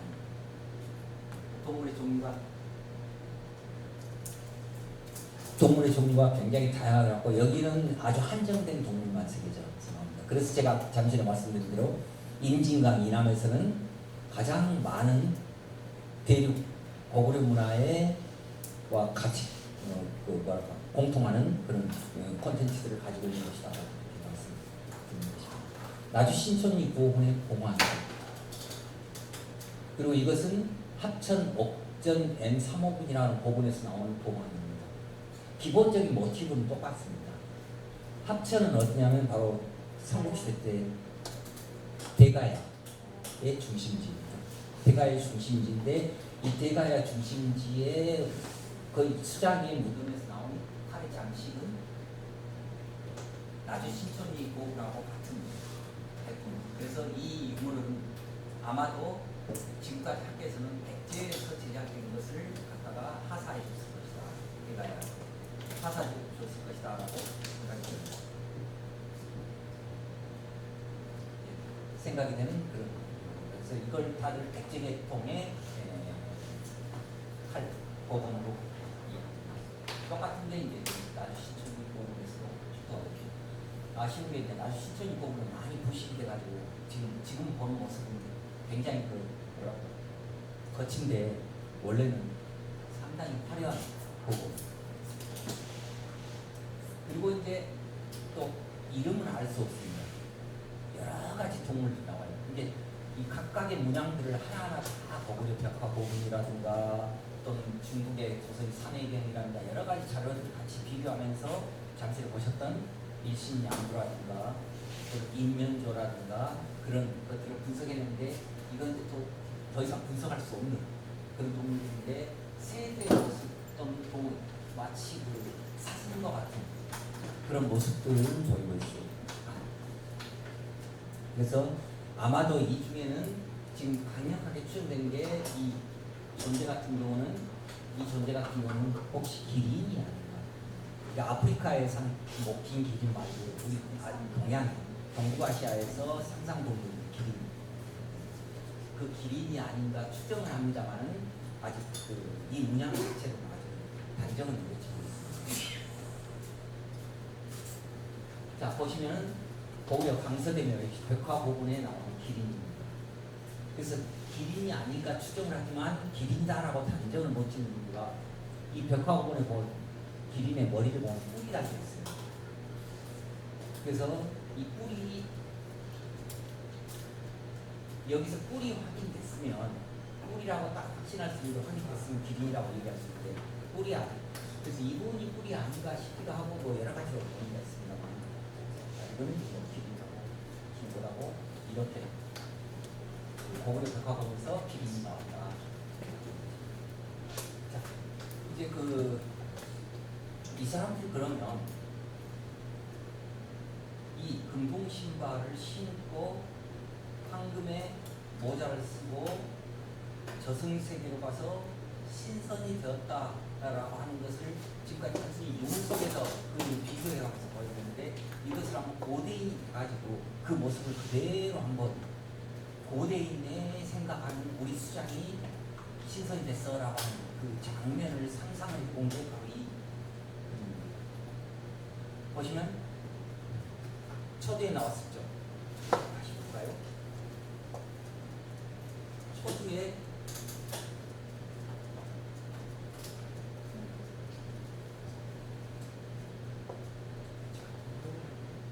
신발이 있고 신발이 이렇게 두 개가 한 짝이죠. 각각 신발마다 용이 신발을 이끌고 있죠. 신발 코에서. 이건 다시 보면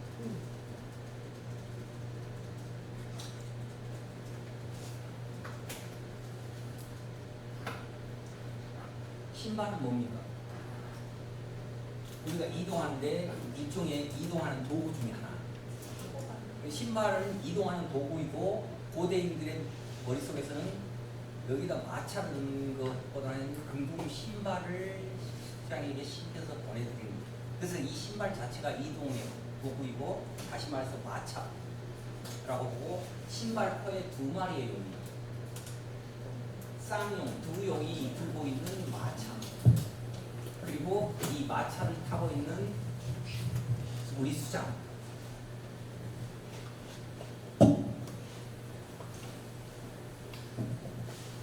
우리 수장 신선이죠. 신선이 돼서 이렇게 마차를 타고 천상세계로 가는 것입니다. 보시면 여기 흐리게 보이는 연꽃이 있죠. 뭐 고대 문명 어디에서나 연꽃이 가장 신성한 꽃 중에 하나라겠죠. 이것이 바로 신성하다라는 것은 천상세계를 의미합니다.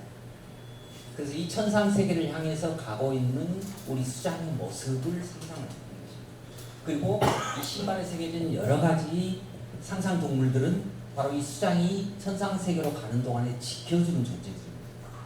호위해주고 보디가드해주고 또는 앞에서 밝혀주고 하는 그런 존재들. 그래서 신발의 몸통에다가 다양한 상상 동물들을 새겼던 이유가 바로 이 신발을 신고 있는 수장을 보좌하면서 가는 동물. 천상세계로 가는 동물들이라는 것을 이 사람들이 그렸던 거예요. 머릿속에 그걸 그리고 그럼 이것을 우리 수장한테 어떻게 표현을 해줘야 되냐 표현 방식을 신발에다 했던 것이죠. 잠시를 보셨던 금동관 여러 가지 그 금동관의 대관이라고 하는 바깥의 문양이 어떤 분은 그 초화문이라고 해서 여러 가지 그 꽃 풀의 줄기들 모양이다라고 하는데 저는 이것을 불꽃 모양으로 본 이유가 바로 그것입니다. 그래서 화려한 금동관의 다양한 상상 동물들이 나를 보좌해주면서 내가 천상세계로 가는 이 용이 끄는 마차를 타고 가고 있고 그 앞을 넓게 비춰주는 불꽃이라고 하는 딱 세트가 맞거든요. 그 고대인들이 당연히 죽음에 대해서 제가 전 시간에도 말씀드렸습니다만 죽음에 대한 두려움을 극복하는 방안입니다. 죽음이란 것은 끝나는 것이 아니고 다시 영생의 세계를 얻는 과정일 뿐이야 라고 마음의 위안을 얻었던 것이죠. 그럼 나도 죽었을 때 이렇게 영생을 얻기 위한 길을 갈 것이야 라고 하는 것이죠. 그래서 우리 지금은 이제 많이 그런 게 없어졌습니다만 저 상여 가고 나서 천안 치를 때 노잣돈이라고 하지 않습니까? 그게 바로 이 가는 길에 쓰는 돈이지 않습니까? 그런 면면의 전통이 남아있는 것이고 현대까지 남아서 이렇게 같이 있었다. 그리고 이런 도깨비들, 이 도깨비는 사실은 여기서 이제 표현될 것이 아니라 이 천상 세계를 지킨 수문장들이에요. 그래서 걸러서 받아요. 그래서 뭐 죄 지은 사람은 천상 세계 못 들어갔겠죠. 그래서 수문장들이 있고 수문장을 지키는 천상 세계로 이렇게 가는 거예요. 그래서 그 중에는 예신양두, 대지를 관장하는 신에게 곡물도 바치기도 하고 또 이 신선이 된 사람이 이 천세 만세 영생을 누리는 그런 존재로서 표현합니다. 그런 다양한 존재로 표현한다라는 것입니다. 좀 일찍 끝났네요. 너무 일찍 끝났네요. 제 설명은 너무 빨리 했나 봅니다만 이상으로 그래서 저는 그 나주에서 잠실에서 말씀드렸지만 나주에서 나오는 이런 그 유물들의 면면을 상세하게 분석하면 전 시간에 잠깐 소개해드렸죠. 제가 사진을 미처 준비를 못해서 소개 못 드렸습니다만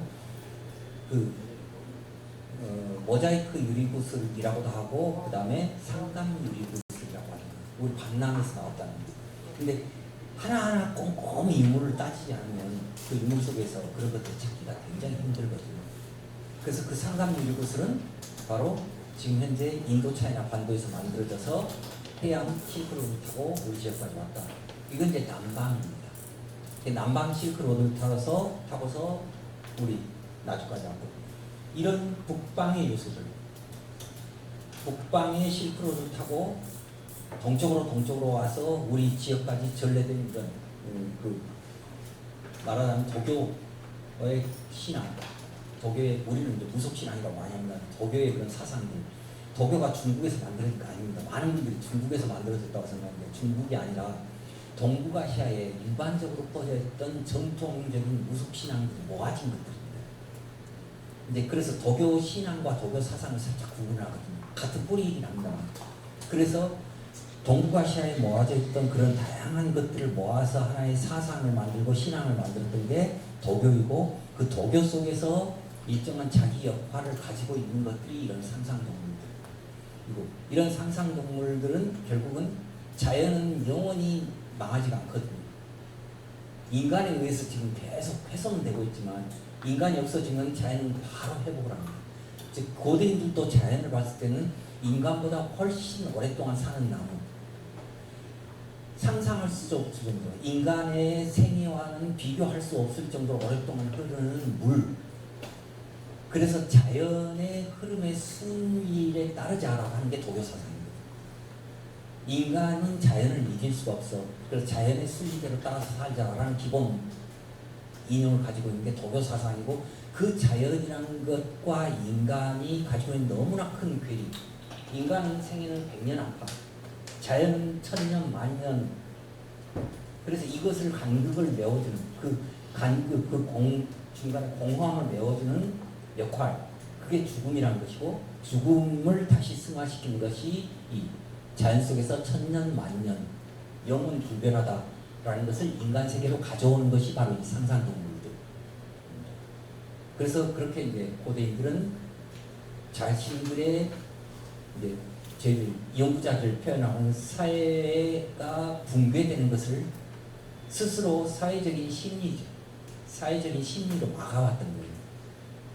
우리는 언젠가 죽어 내일 지구가 멸망하면 저는 어떻게 할까 한번 생각을 곰곰이 해보면 내일 지구 멸망하는데 지금 은행 가서 금덩이 털어야죠.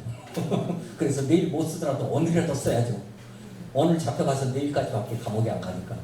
이제 농담입니다만 그냥 정말로 거거든요.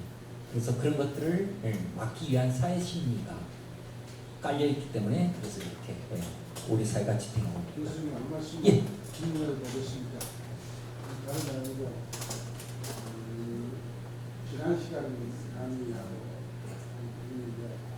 사람이 죽으면 한 20일 정도 생각을 하지 않고 그냥 바로 갔다가 하지 않습니까?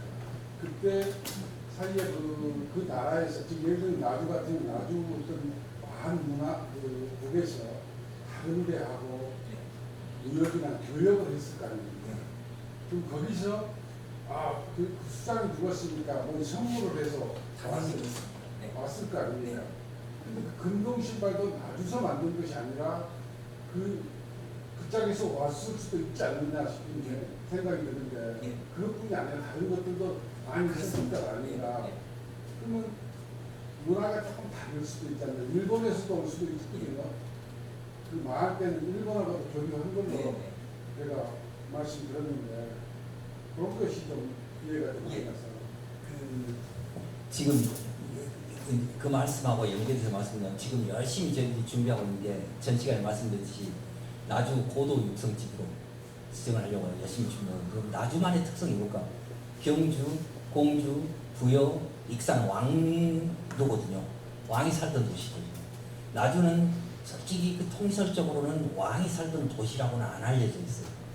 우리가 왕이 살던 도시라고 주장해도 속된 말로 안 묵히고 그러면 나주만의 독창성이 있고 나주만의 것은 무엇인가 고유성 무엇인가 찾는 것이 바로 이런 것입니다. 말씀대로 다양한 곳에서 다양한 문화 요소들이 들어와요.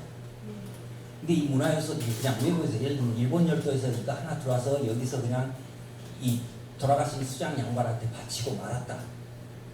또는 백제에서 이런 것이 들어와서 이 수장 양반한테 바치고 말았다. 그러면 저기 이제 그 나주의 독특한 독창성 있는 문화를 주장 못하거든요. 근데 이것들이 들어와서 나주에 있는 전통 문화를 영향을 끼쳐요. 그래서 나주를 문화 융합지라고 그렇게 이야기합니다. 일본 열도에서도 들어오고 백제에서도 들어오고 가야에서 들어오고 참시라 보셨듯이 신라에서도 들어옵니다. 아까 신라 도공, 백제 도공이 여기 와서 뜬금없는 나주에 와서 같이 도자기를 피셨거든요. 그게 문화 융합이라는 것이거든요. 그래서 나주를 왕도와 달리 왕도는 그냥 그 왕에 딱 매여 있는 것입니다. 나주는 모든 문화를 받아들여서 그 문화를 융합시켜가지고 영산강의 독특한 새로운 문화를 만들어냈다라고 주장하는 요소 중에 바로 이런 것입니다.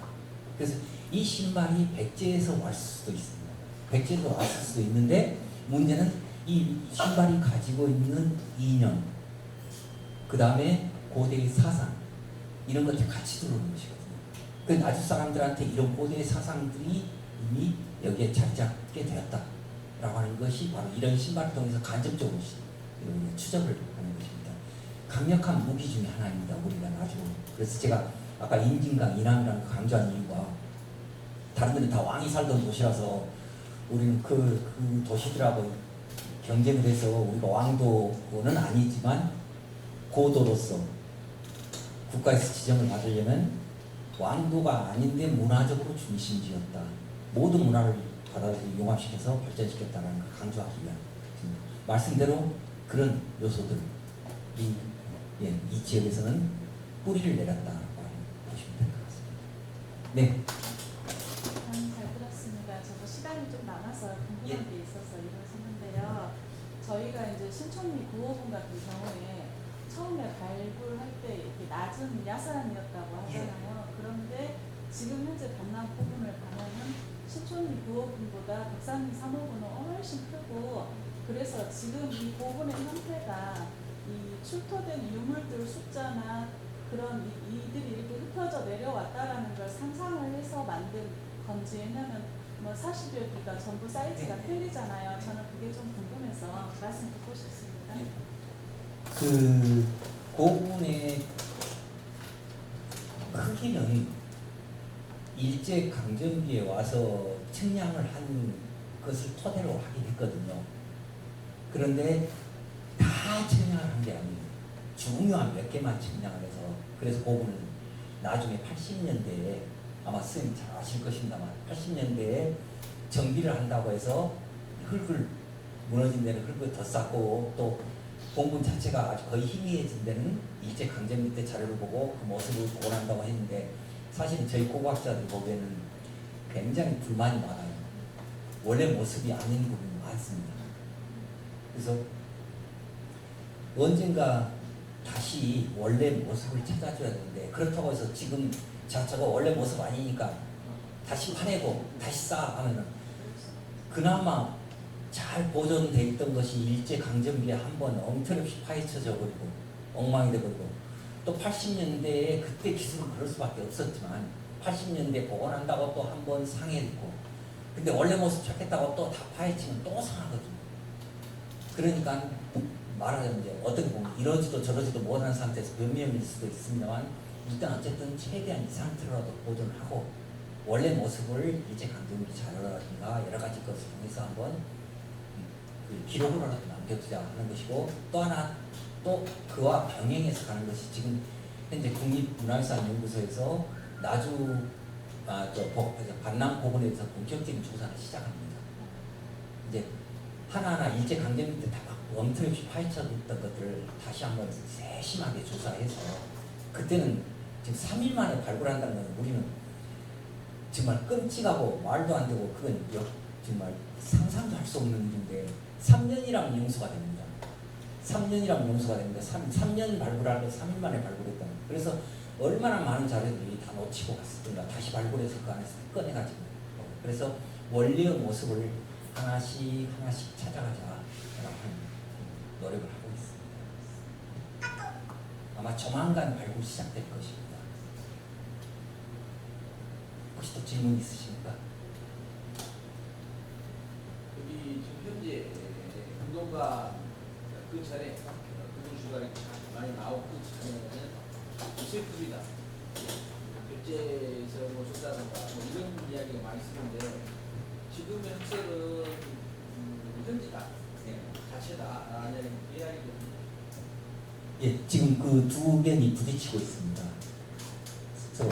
그래서 잠시 보시다시피 대관이라고 바깥에 테두를 가지고 있는 것은 백제에는 없는 요소지 않습니까? 그래서 이 금관농관이 그 백제에서 왔다면은 이런 백제에 없는 모습이 나올 리는 없죠, 장식이. 그래서 독자적으로 이 지역 세력에 의해서 만들어진 게 아닌가라는 이야기가 대두되긴 합니다. 근데 또 한 부분에서는 그렇더라도, 예를 들면 저희들 그 고고학자나 역사학자들이 굉장히 그 두려워하는 게 있습니다. 자기 학설이 바뀌는 건 전혀 안 두려워요. 저도 한 10년 전, 20년 전에 내려왔던 논문 지금 하나도 형편없이 그 이론이 틀린 것들도 많아요. 근데 그거 전혀 부끄럽지 않습니다. 그때 당시 연구 역량이거든요. 그래서 전혀 부끄럽지 않고, 이론이 바뀌는 거, 내 주장이 바뀌는 거 전혀 부끄럽지 않은데, 문제는 이론이 바뀔 때는 거기에 합당한 완벽한 근거를 갖춰야 돼요. 예를 들면 기존에 이건 물이야 라고 이제 어떤 학자 주장에서 이게 통설이 됐어요. 모든 사람들이 물이라고 합니다. 근데 어떤 사람이 이 성분을 분석했더니 이 성분 속에서는 물만 있는 것이 아니고 다른 물질도 있어. 그래서 이건 물이 아니야 라고 하면 그 주장이 이제 서로 부딪히게 되는 것이죠. 그러면 물로 보는 사람도 많고 그 안에 섞여있는 물질을 중심으로 해서 보는 사람도 맞아요. 그런 경우도 있고, 또 하나는 그 속에 섞여있는 물질이라는 것이 분명히 현미경으로 보이니까 이건 물이 아니라 다른 어떤 물질이야 라고 하는 것도 근거가 있기 때문에 맞아요.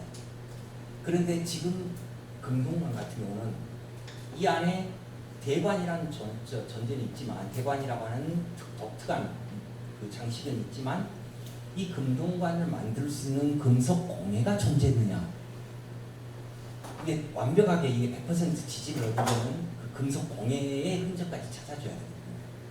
근데 이게 안 나와요. 금동관만 나오고 금동신발만 나오는데, 얼추 보면 백제 것하고 아주 유사하고 또 어떤 부분은 또 신라 가약 것하고 유사하고 백제에서 전혀 보이지 않는 흔적들도 보이고 하는데 이 만드는 기술이 어디서 나왔냐를 찾을 때 그 기술적인 요소를 못 찾고 있거든요. 그래서 이것을 백제 것이다, 토착 것이다, 아니 또 다른 것이다 하는 이론이 누구도 100% 맞다고 할 수 없는 상황이 지금 벌어지고 있어요. 근데 이제 그것도 엊그제 대통령께서 말씀하셨죠. 소외돼 왔다. 우리 지역은 참 안타까운 일입니다만 많은 부분에서 소외돼 왔다. 근데 이런 게 학문에서도 그렇습니다. 예를 들면 지금 가야 신라 연구자들은 거의 1000명 가까이 돼요. 대학에도 있고 그 다음에 각 연구소도 있고 그 수시에 보면 거기만 학회를 하면 지역 학회를 하면 1000명이 모여요. 우리 전남 지역은 고고학자 수시에 보면 정말 부끄럽습니다. 50명도 될까 말까요. 그럼 1000명이 연구하는 거다. 50명이 연구하는 거다. 1000명이 발굴하는 거다. 50명이 발굴하는 거다. 또 1000명이 발굴할 수 있는 돈이 있어야죠. 발굴하려면 당연히 인력도 쓰고 장비도 써야겠구나. 근데 여기는 이것도 없어요. 그래서 경상도시 그런 편적으로 써. 경상도 사람들이 저를 보고 웃으면서 그래요. 야, 이 그까지 그 푼돈 같은 발굴비 가지고 그 어떻게 발굴하냐고 웃으면서 농담으로 이제 그렇게 얘기를 한데, 근데 그런 것 때문에 이제 많이 늦어졌고, 그래서 근본적인 사회 그 당시 고대 사회의 금속 공예 기술이라든가 심지어는 집단적인 마을도 아직 나중에서 발굴이 안 됐거든요. 그때 당시 사람들. 제가 지금 고민하고 있는 게 고도로 지정되려면 능이 있어야 되고 고군이죠. 그 능을 만들었던 사람들이 살던 마을이 나와야 됩니다. 그리고 그 마을이 살던 사람들이 성이 있어야 돼요. 싸움. 근데 성하고 반남은 능은 있어요. 근데 마을이 안 나와요. 그러니까 그 3요소가 완벽하게 안 갖춰져서 굉장히 불안해. 신청을 해놓고 이제 하고 있는데 그게 왜 그러냐?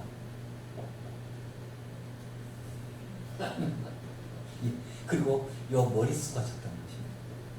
머릿수도 적고 돈도 적고 하니까 마을을 찾으려면 능은 눈에 보이지 않습니까? 성도 눈에 보이고 그것만 딱 밟으면 되는데 마을은 어디가 있을지 모르거든요. 그러니까 말 그대로 여기저기 파봐야 돼요. 그래서 그것이 안 돼 있습니다. 그래서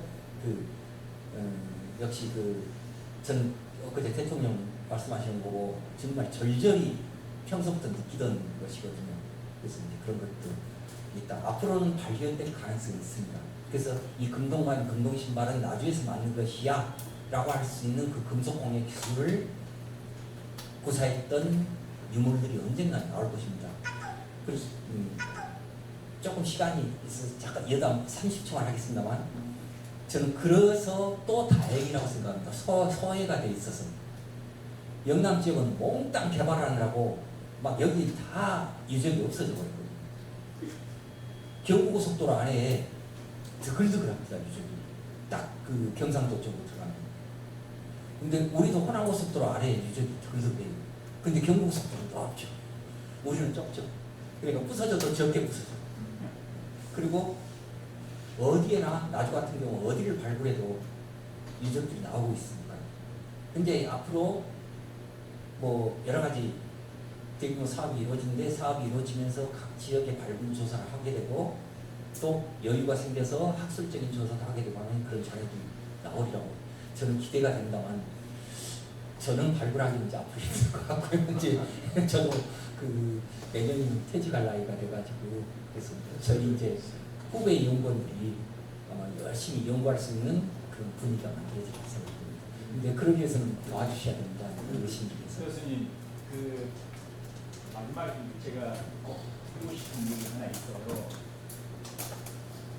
금동관들이 발견됐을 거잖아요. 네. 그럼 신라, 가야, 막 했을 때 요즘 기술로 보면은 소위 말하는 구성 DNA였어요. 네. 이런 것들이 네. 같은 건지 예. 그다음에 두 번째 지금 얘기가 되고 있는 거 보면은 우리나라에 한정된 얘기들만 지금 얘기가 되고 있어요. 국제 거냐, 가약 거냐, 신라 거냐, 네. 뭐 일본 거냐 그런데 그럼 중국 거는 하고 교류 관계가 어떻게 되는 거고, 그다음에 베트남이나 혹은 어떻게 보면 신라에서는 저 페르시아까지도 연결이 되는 네. 킬을 갖고 있다면 그런 영향들은 여기 없는 건지 이게 좀 궁금해요. 예. 그 우리가 흔히 그 실크로드라고 해서 비단길 이야기 많이 하지 않습니까? 해양 실크로드도 있고 또 초원의 길도 있고 그렇습니다만 사실 그 실크로드가 저 비잔틴 근데 현재 저 로마 문화의 중심지라고 이제 중심 중에 한 곳이라고 하면 비잔틴에서 직접 아시아로 오진 않거든요. 그러려면 아마 평생 걸어야 됐을 것입니다. 그 당시. 그래서 비잔틴에서 이 도시에서 이 도시, 이 도시에서 잠시 자리 잡고 새롭게 기술 발전해서 이 도시. 그렇게 해서 점점 도시에서 도시로 이동을 해옵니다. 그렇게 해서 우리 동북아시아까지 오고 아까 말씀드렸던 이런 요소들이 다 그렇게 해서 건너오는 것들입니다. 그 어떤 데서는 그래서 인도로 살짝 옆으로 꺾어서 인도로 들어가서 인도의 불교의 연꽃이 되기도 하고 또 시베리아의 그 초원의 길에 그런 연꽃이 되기도 하고 그런 식으로 해서 도시에서 도시로 건너옵니다. 역시 해양 물류도 마찬가지입니다. 우리가 가장 가까운 게 직접적으로 관련되는 것은 분한국입니다. 분한국인데 베트남. 근데 베트남의 문화 요소는 일단 물건에서만 보입니다. 그 상감 유리구슬. 근데 제 생각에는 물건은 엄청 잘 만들어요. 그 유리구슬 같은 공예 기술이 굉장히 뛰어난데 그 공예 기술 외에는 아무래도 열대 지역에서든지 다른 문화가 발전을 하지 못해서 우리 쪽에서 도입할 만한 것이 없었던 것 같아요. 근데 프랑국에서 한반도로 교육을 하러 또는 그 사실로 온 그 존재가 기록에 남아 있어요. 푸난에서 사람이 왔다. 베트남에서 사람이 왔다라고 하는 기록이. 그래서 사람 결혼이 있었을 거로 생각이 됩니다. 네. 그래서 그것도 마찬가지로 푸난은 인도에서 건너온 것이고, 인도는 아라비아에서 건너온 것이고, 아라비아는 로마에서 건너온 거예요. 그래서 로마에서 아라비아, 아라비아에서 인도, 인도에서 푸난, 푸난에서 동북아시아 이렇게 거점 거쳐서 오다 보니까 시간은 엄청나게 100년, 200년, 몇백 년 걸립니다. 아, 예. 아까 그 운동가나 신출 부분을 축제 그때 취약지로 지금 관리가 안 되어 있습니다. 교수님 아시다시피 지난 작년에 성내 마을에 예. 29세의 트렌치를 가지고 시도를 했지 않습니까? 29군데 전체가 그때 참여했던 업체에서 1500년 전에 그동안 축조했던 그런 그때 사람들의 부분이 있지 않느냐 전체 취약지로 집도를 하게 되지 않습니까? 그리고 교수님이 장산 취입을 하셨잖아요.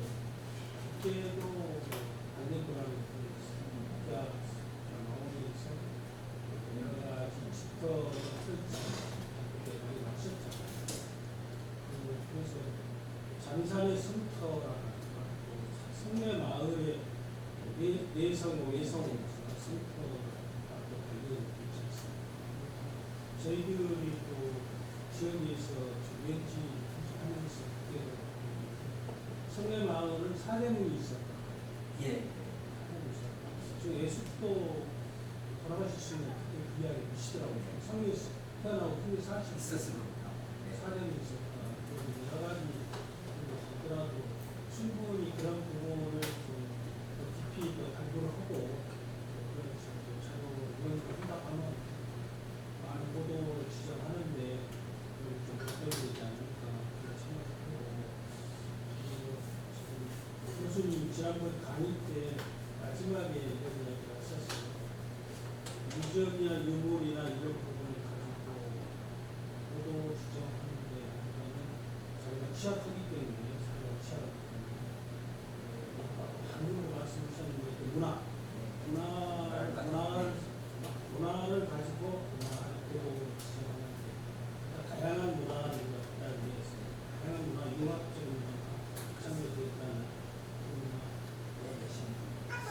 그런 부분을 저희들이 보면은 그렇다 하면은 말씀대로 여러 가지 문화 콘텐츠가 많이 있어야 되고 그리고 나중에 시민이 거기에 수천 년, 수백 년부터 문화 콘텐츠에 참여해서 그걸 지켜오고 그 가치를 전통을 이어와서 그런 자료가 있어야 되는데 그게 지금 아직까 가난 같은 경우 상당히 많은 저희들이 연구를 하고 있습니다.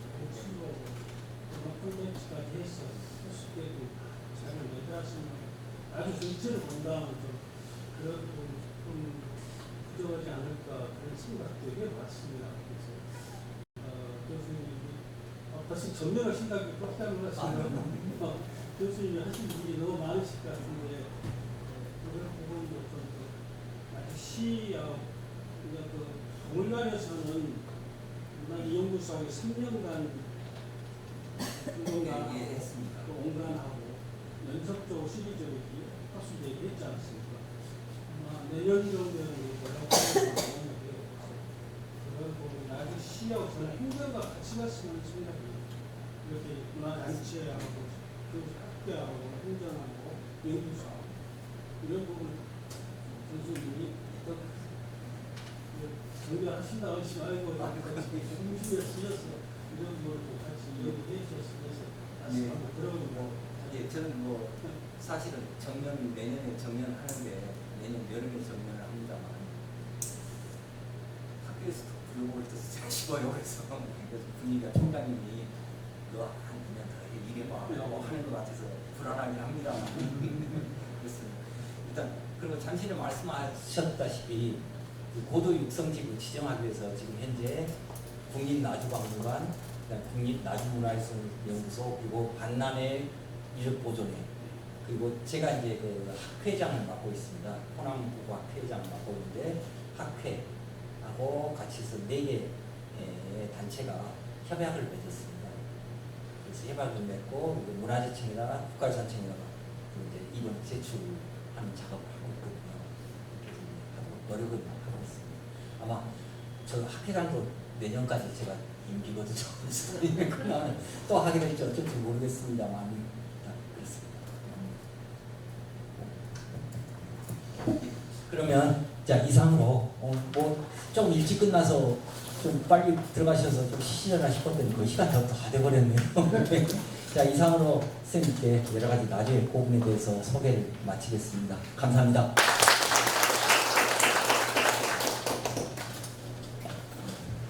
참고로 내년이 2027년인데 내년이 신촌리 구호군 발굴 110년째입니다. 1917년 겨울에 발굴을 작업했는데 그래서 한 작년부터 한 2, 3년 전부터 국립나주박물관에서 110주년 기념 뭐랄까 전시 및 학술대 뭐 이렇게 한다고 대단히 준비 잘하고 있거든요. 여러분도 내년에는 그런 모습을 볼 수 있도록 아까 말씀드린 응원도 좀 많이 해주시고 아마 여러분들이 그동안에 배웠던 고문에 관한 사항이었는데 대체적으로 흑급이 뭐 이런 식으로 있지만 오늘같이 근동시발 저는 문양에 관한 이야기들은 처음 들어보셨잖아요. 그 안에 들어있는 상징성이 같은 그래서 그런 것들 가지고 오늘 잘 될 거다, 잘 되겠다는 생각을 좀 해봅니다. 여튼 쉽지 않은 어려운 학문적인 내용이지만 여러분한테 좋은 만족감을 드리면 이겨서 이렇게 다시 한번 박수 부탁드립니다.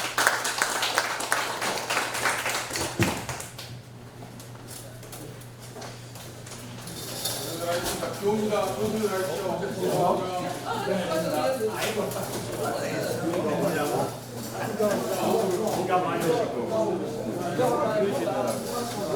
고생했어.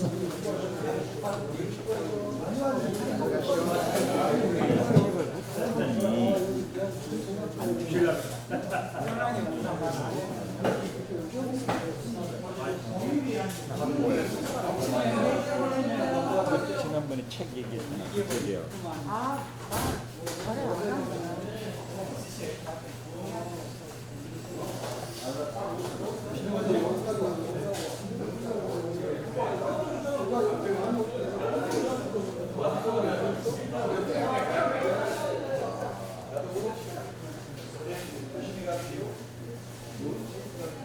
네, 가세요.